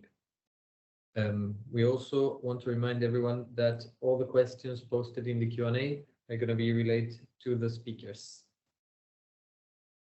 With that, we welcome Siraj Tahir, who's going to lead a presentation on disaster management, speaking about specifically reconstruction. Perfect. So please, Siraj works in Arup, and please go ahead. Okay, thank you, Francisco. So yes, Francisco and I worked together, so we're well known to each other. So I am an environmental and flooding specialist working for Arup, and the current topic of the presentation is rebuilding hope, and it's focused on the UK government-to-government agreement to support reconstruction in Peru. And you'd be thinking, why do they need rebuilding hope? So the project and program is called Reconstruction with Changes, was constituted after the 2017 El Nino flooding. 1.1 million people were directly affected, majority of them in the north of Peru, the same area which was more recently affected by the cyclone Yaku, which flooded a lot of northern Peru as well. So it's something which is coming more repeated risks from flooding and impacts to the local population. The 2017 event led to destruction of hospitals, schools, roads, transport links, and critical infrastructure. So the Reconstruction Authority was established by the central government to accelerate the reconstruction projects, many of them which had been conceived and were sitting on the shelf for years. And with changes, is key part of the project was they did not want to deliver things as they were before. They wanted to improve things, improve the quality of life, reduce the risk of future and effects of climate change to these communities. So the presentation will cover 4 topics: the government-to-government agreement, the UK delivery team's program approach and how we're supporting our client through this exercise, the integrated solutions part of the project, which is one of the portfolios, and the benefits, achievements, and the legacy of the project as it's progressing and how we see it, the effects of that in the long run. So what is the G2G agreement? So the UK delivery team, composed of primarily Mace, Arup, and Glades. In the early days, we had a lot more support from organizations like UCL and other universities who provide some support. And we've got continued support from HR Wallingford for one of the project work streams as well. And our primary focus is on providing technical support to our client, the Reconstruction Authority, but also looking at procurement, making sure it's transparent, clear, accelerated, looking at program management and cost management, which is provided by Mason Glades respectively, and knowledge transfer across all aspects of work that we do to make sure that our client has, over a period of time that we're working with them, an enhanced capability, is able to deliver many of the support services that we provide our client by themselves. The portfolio is part of the wider portfolio for the Reconstruction Authority. It covers 74 educational establishments, 15 health centers, and flood relief works in 17 river basins, 5 ephemeral steeps, gullies, and streams, 7 urban drainage, and a new nationwide early warning system. And the Reconstruction Authority is supported by public bodies such as the Health Authority, MINSA, the Agricultural Department, Midagri. You're looking at the Ministry of Environment as well as Ministry of Education, because you're looking at educational establishment being present as well. So what was our approach? So the three portfolios, integrated solutions where I work, health, which is looking at refurbishment and construction of new health centers, and education, which is refurbishment and construction of new schools. And the pillars that we've got, which works across all of them to provide consistency and covers project control. So you're looking at project management office, SharePoint, internet portals, as well as Moodle, change boards to make sure that the whole project management, change controls, all of them is done through formalized manners.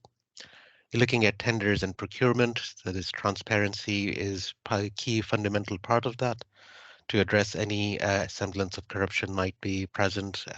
NEC contracts to be adaptable, flexible, and be quickly to adapt the whole portfolio of NEC 3 contracts.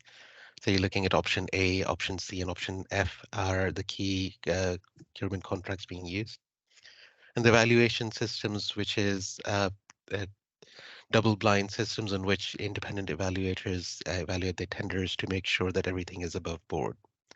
The technical assurance, we're using REBA stages across all portfolios, so anyone who's working from one part of the portfolio can work in other and understand what the development of the project is going to be and what are the key design development maturity levels and level of detail that would be present within that. We've developed design guidance. A lot of them co-develop with our client to make sure that they're appropriate for local context. There's stakeholder management, which covers your the organizations I had previously mentioned, but also a lot of local organizations, communities, community groups, NGOs, which are part of the local landscape and fundamental to the operation and understanding of the local communities on what work's going to be happening. And the legacy and learning beyond is key part of how we approach the project. As I mentioned, the previous slide is ability of our clients as well as all the other local stakeholders to deliver all these activities and actions in the long run, focusing on infrastructure, learning outcomes using the 70-20-10 approach in which 70% of the learning is on the job, learning by osmosis from us as well as their peers. And 20% is through self-learning and 10% through online courses or in-person courses. So the portfolio is quite extensive. It's going from north of the Peru to the south of the Peru. It's about a 1,600 kilometer length of the Pacific coast, and Pacific coast because that's where the majority of the population lives. And you can see it's like in each region, you've got flood defense works, you've got health works, you've got early warning systems. But there's also gives you an idea that the extent of devastation from El Nino was quite extensive as well and quite vast. And there's considerations going on whether the program would extend to other parts of the country as well. But this is the focus of the G2G agreement where we'll continue on. Many of the projects have been procured. Some of them are currently under procurement at the moment, such as the National Infrastructure Works, which I'll talk about shortly.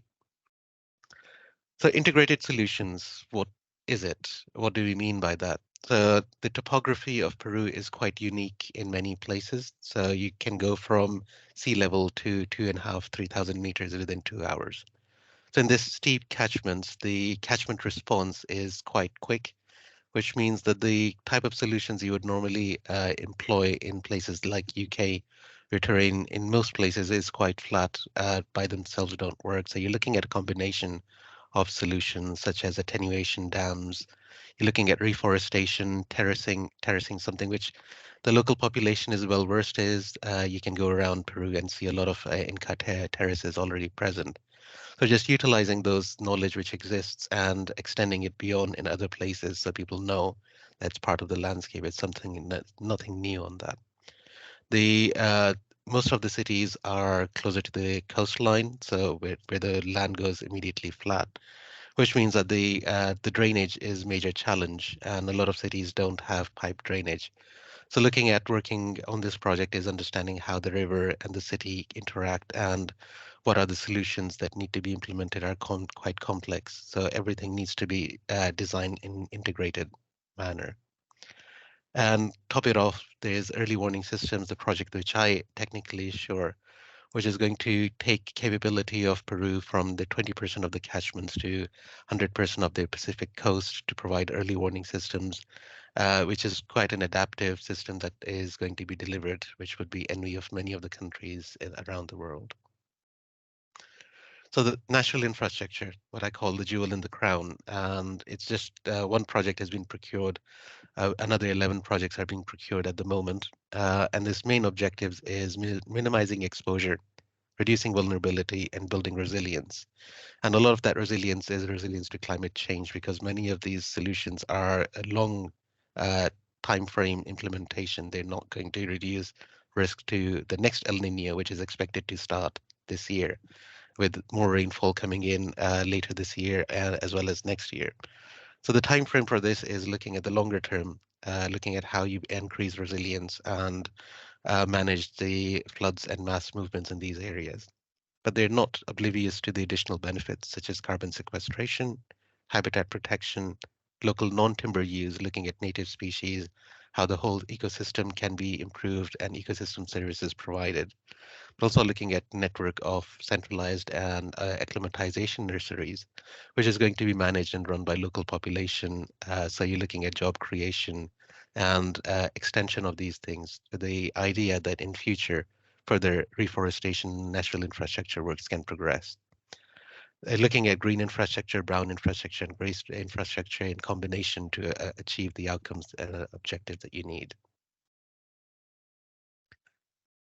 Flood prevention has been key part of the whole project. That's fundamental that you're looking at. And we started off with looking at it from multi-risk assessment, looking at what is the vulnerable population, what is the level of exposure from the various different hazards that they have, and what is the level of hazard that they have to understand what the level of risk is. And a lot of understanding that you have in Peru is present because they are, they experience almost every single natural cataclysm that you can think of, from flooding, tsunami, earthquakes, mass movements, mud flows, droughts, fires. So all of these things are present in there, but predominantly we were looking at your environmental flooding related risks as well as tsunami, to look at how they can address many of these risks through their design. The early warning systems in Peru, they have a sparse network of monitoring systems. Many of them were damaged in the 2017 flood events, so there's a lack of monitored information and ability to forecast. And that was a key fundamental part of the project in the integrated solution, that what all the risks that cannot be reduced, or the level of risk that cannot be taken out from the population, you still need an early warning system that is present. So the proposal is to have a radar-based early warning systems, another 100 to 200 monitoring stations, hydrological, environmental, rain gauges, as well as a whole network of sirens to provide an early warning. As I mentioned, you're looking at very steep catchments with a very small lead time in many areas. So there's adaptive systems which would be present, which would monitor rainfall, which would monitor flow gauges in their streams, and be able to quickly provide information to the new emergency command centers, which as well as the existing ones, which will be refurbished with new technologies, new data centers, new forecasting capabilities, and new way of working, which a lot of training and capacity development is working. And across all of that, you cannot deliver an early warning system without reaching out to the public and population. There is a part of education of the population, getting them understanding on what they need to do to respond to these effects. The achievements that we want to focus on through our support and their own, a lot of highly skilled people were employed by ARCC. So within the last 3 years that we've been working with the client, they've become the best performing government agency. There's been a systemic change in Peruvian public sector, looking at them as an example. There's pace and transparency in procurement, which has not been seen in Peru for quite some time. Everything is above board, public, everyone knows what's going on. There's increased capacity through the technical support that we've provided our client, but also working with the contractors and consultants on the projects over the last 3 years. We've issued 100+ guidance documents and new design standards, which are adapting the international best practice to the Peruvian context, and many times in coordination and support of our client within that. They've delivered 275 formal training modules covering program management, cost management, technical assurance, stakeholder engagement, to name a few of them. And the legacy of digital tools and approaches, key part of that is their learning platforms as well as communication forums, so they can continue learning from each other. And lastly, closing off, what is the benefit of G2G? Why are we in there, and why has it been extended twice? Because it builds confidence in the management of mega projects, institutions, and public officials.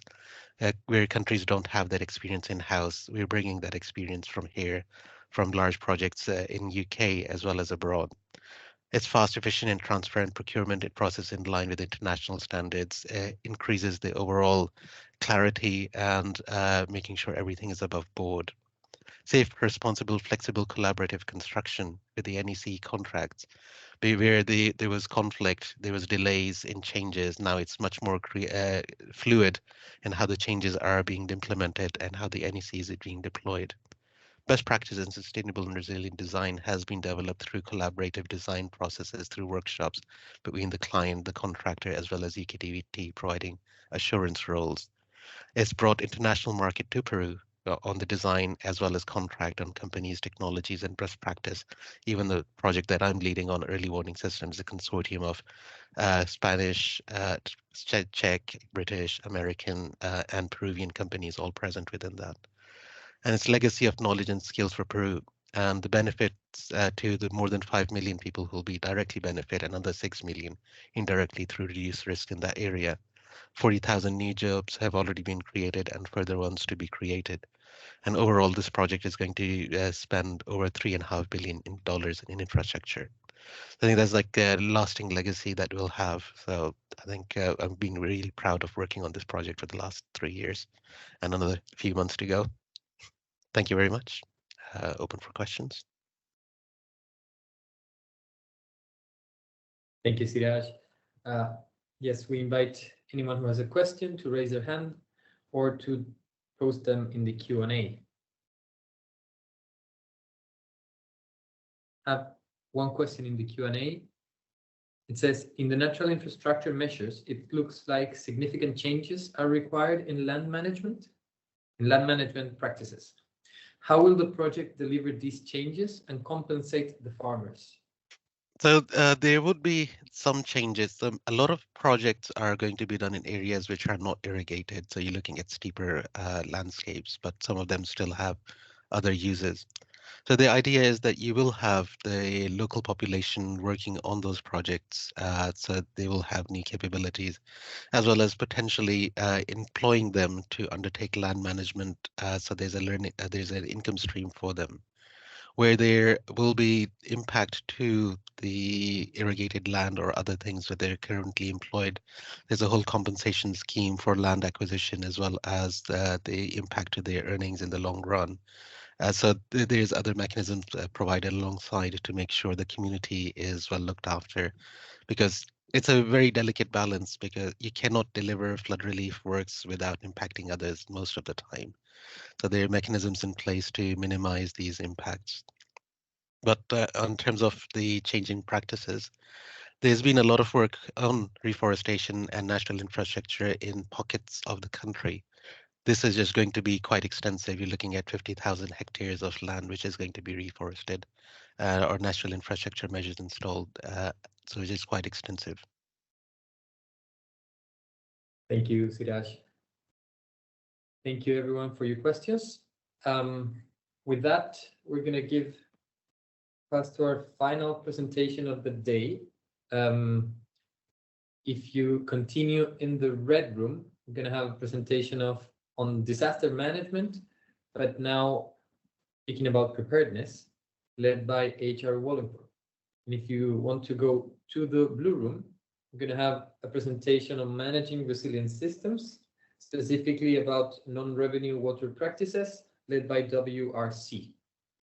So please, we're going to wait 3 minutes for people from the blue room that want to join. In the meantime, I want to remind you that there's a feedback form that's been posted on the chat. So if you follow that link, you can tell us what you liked, what you didn't like, and what you want to hear or learn a bit more about. So please follow that link and give us your feedback. Welcome to our speaker, Juan Gutierrez. Hi. Good morning. How are you? We'll be starting shortly with the final presentation of the day. Francisco, do you mind if I take control so I can pass the slides? Please do.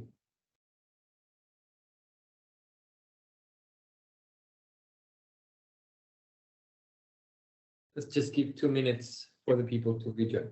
No problem.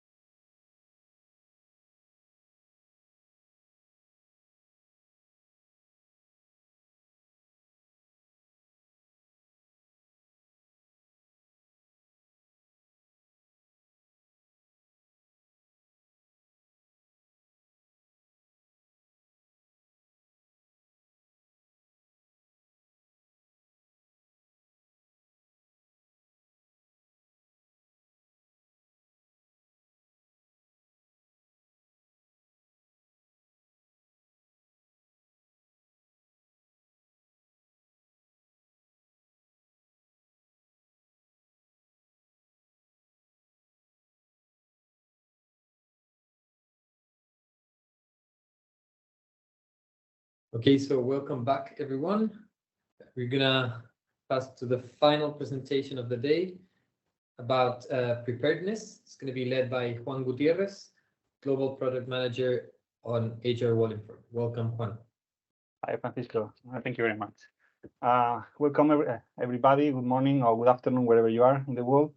I'm going to talk a little bit about forecasting and with two case studies, actually quite different. In one of them, I'm going to show you an example of a national flood forecasting system. We do have a lot of information about weather forecast. So let's use this data to forecast the impact and the flooding that maybe that might cause in one area. And the second case is completely the opposite. I'm going to try to show you a case, a tool that we have developed to forecast drought, which is the absence of water.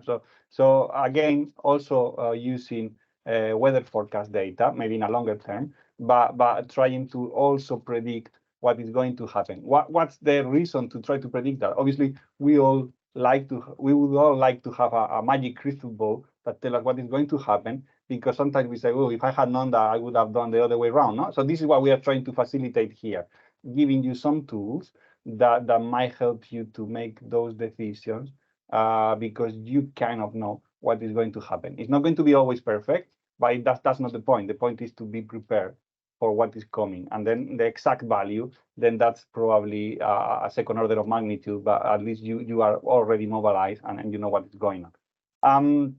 The case of Malaysia, it is actually very interesting. Malaysia, it's a country that is experiencing frequent flooding from the river systems. It does actually repeatedly have this problem, and about 1/5 of the population lives at prone flood risk areas. So the objective of this national flood forecasting and warning system for Malaysia was to try to gather all the information available, local sensors of the ground, radar rainfall data, and put them into hydraulic models so we could actually predict the situation, the flooding situation in the near future, and then disseminate those and probably raise awareness and try to mitigate the impacts of these flooding by maybe evacuating people or closing doors or closing roads or things like that. Okay. So how does it work, this type of model? So what we try to do is hydraulic models that maybe we use for master planning that usually you build and then they stay inside of a drawer. What we do is we bring them out, we dust them, we put them, update them. And then what we do is we connect them with live data. This live data could be forecast data, satellite forecast rainfall. It could be tidal levels, you name it, anything that might be a boundary conditions of those models. And then automatically, they will be imported into this model, no human intervention, and they will be regularly running and telling you what's happening now and what is going to happen in the next few days. Obviously, when you import data, the tools also screen that this data has a quality, there are no gaps, or that this has meaningful data. And then it also has a level of prioritization, because sometimes some of this data will fail and you don't want the system to fail. So what we have is, if this set of data is not available, move to the next one and move to the next one. So there are kind of redundancy of systems that we could be using. This particular case, we weren't creating a tool from scratch. We were using a commercial software from Innovice called InfoWorks ICM and ICM Live. It's a quite popular worldwide software, use it. And then in this software, we introduce these rainfall, evaporation, tidal levels, and we give back river flows and water levels, so we can calculate the flood extent and map all these areas. So the final point is this forecast that we created with these hydraulic models that are telling us the impact and the extent of any flooding issue in the catchment we are analyzing will be also connected to a system of alerts that will be warning the right people into the government, and it will be disseminated in different ways, flood mappings, in websites, so you know. Okay, so this is a bit the structure. So I'm just showing you some of the tidal boundary conditions, some of the boundary conditions we use in this model. So some of them are tidal levels that are estimated. You can see here the national rain gauge network of Malaysia, and then some sets, different sets of radar rainfall data with different resolutions for the nowcast and the forecast. Okay, so just to give you, and this is the prioritization that they were using. You got data from the rain gauges, this is the priority, use that one. If not, then move to the radar data and so on. Okay, so there are different levels. And the objective is to get something like that. So you will have maps of your different catchments, your different river catchments, and at different locations that are sensible, very sensitive locations. What we can do is we can graph water levels and flows on that area, and then we can cut them with some trigger values that whenever we forecast that the water level is going to go beyond this level, there is a warning or an alert or different things, and it mobilize the teams in the ground. Okay, so all these systems always work in conjunction, usually with a website, which facilitates people. That could be officials from the government, or it could be even the public. So that website could be publicly available, and people, the population, could be aware of what are the levels forecasted in different parts of the rivers, and they will know what that means. But in general, also, this is all connected into a control room, as the one you can see here for the Department of Irrigation and Drainage in Malaysia. And then they will be able to see all these simulations, all these maps. They could be able to interrogate those models with the help of professional hydraulic modelers, and then they will see what is the situation. And again, I want to highlight that what they are seeing there is not what it has happened yet, it's what is going to happen. Okay, so this is the advantage. They are seeing the future flooding before it even happens, so they can have mitigation measurements in place before, and save lives and minimize the damage that this flooding will be producing. Okay, so let's move on to the second case. The second case is actually the opposite. What we are trying to forecast is the absence of water. So in the Caribbean region, climate change is actually making that increased drought are happening more frequently, and the risk of drought is becoming more and more is higher. Okay, this is all driven by projected in temperatures increase by 1.5 degrees. Okay, so it's going to only get worse than that. So we did this project in St. Kitts and Nevis, and in particular, they've been experiencing a lot of drought problems, and that was having an impact both in water and food security. They really rely, obviously, they are small islands, so they rely on groundwater extraction, and the lack of rainfall was actually damaging the recharge of these aquifers. So from the very beginning, one of the objectives of this project was to get the local stakeholders involved in the implementation of the project, because it was actually a tool that it was going to be useful for them, and it was also very focused on capacity building, so that they could take over after the tool was finished. Okay, obviously the objective is just to increase the resilience in the water sector. very typical in this type of situations. There are always a lot of problems when you try to do these systems, and we don't have time to go in depth. So some of the technical problems and challenges that these problems have, like data sharing. Sometimes departments don't share data between each other. The time needed to incorporate new technologies, unreliability of forecasts and things like that. But obviously, the team had to work really close with the stakeholders to reduce and to tackle some of these challenges. And maybe that's our topic to go in more depth if someone is interested, because the lessons learned from these projects can be probably very useful for any other projects done in a similar manner. Okay. So I'm going to try to show you very quickly a bit the technical components. Obviously, we do have a hydrological modeling component where any rainfall data is processed and in a gridded hydrological model. So then it can be calculated all the groundwater balance and the recharge of the aquifers based on this data. There are ground observation data that we use to validate those models. And then what we also do is we take a lot of satellite remote sensing data, so we can use for feeding and forecasting, especially the way that the data, the rainfall is going to be landing in different parts of the island. The forecast actually it's done with the use of climate models, regional and global climate models.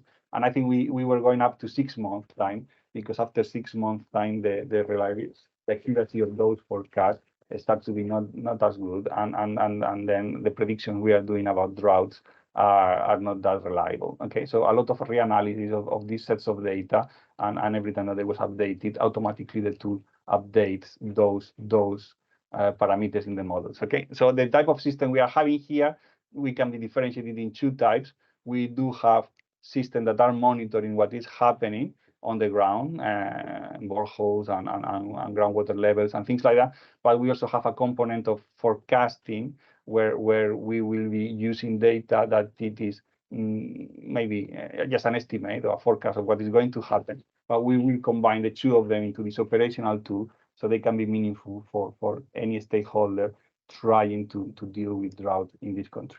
So groundwater balance is one of the components that this tool does.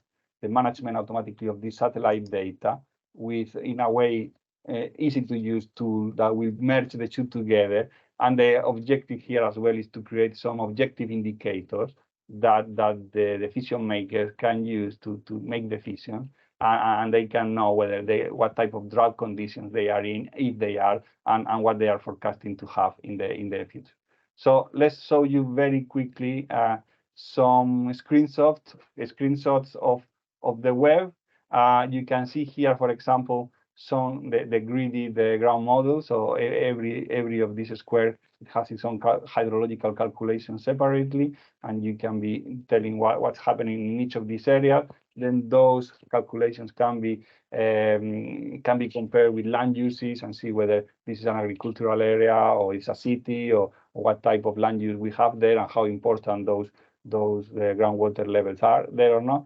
But what we are producing as well is some index. For example, the graph you see here is the standard precipitation index, which is a very common use index for defining droughts, and it just compares the current rainfall with the average of the last 3, 6 months, 9 months, and then it helps to define some levels of drought. This is a severe drought, or a mild drought, or no drought at all.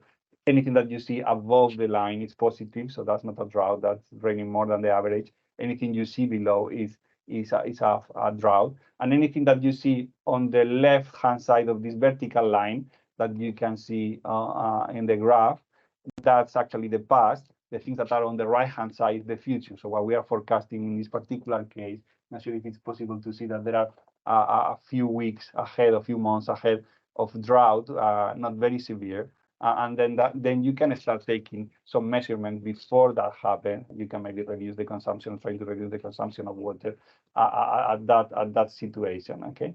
I think the objective of these tools, I'll show you here another type of graph.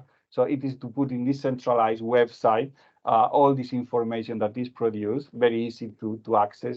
a central hub, central source of truth for everybody, and then they can then decide which type of information they see, which different layers, and they can visualize it. And the thing also is it automatic load all the data collection, so that works on its own, and it gets updated as new sets of data come. So that is very important here, the continuity of data, to see the trends in the long term. That could be then linked with interoperability tools, model and decision support tools, and then everything can be coordinated with under a single authority. Okay, so what we try to do here is an integrated approach where stakeholders need to be involved from the early moment, but then with the contribution, we create this centralized area where everybody can see all the data. Okay, and again, what we see here is that was a very interesting project. We learned a lot doing this project in the way that this thing gets set up. We build the infrastructure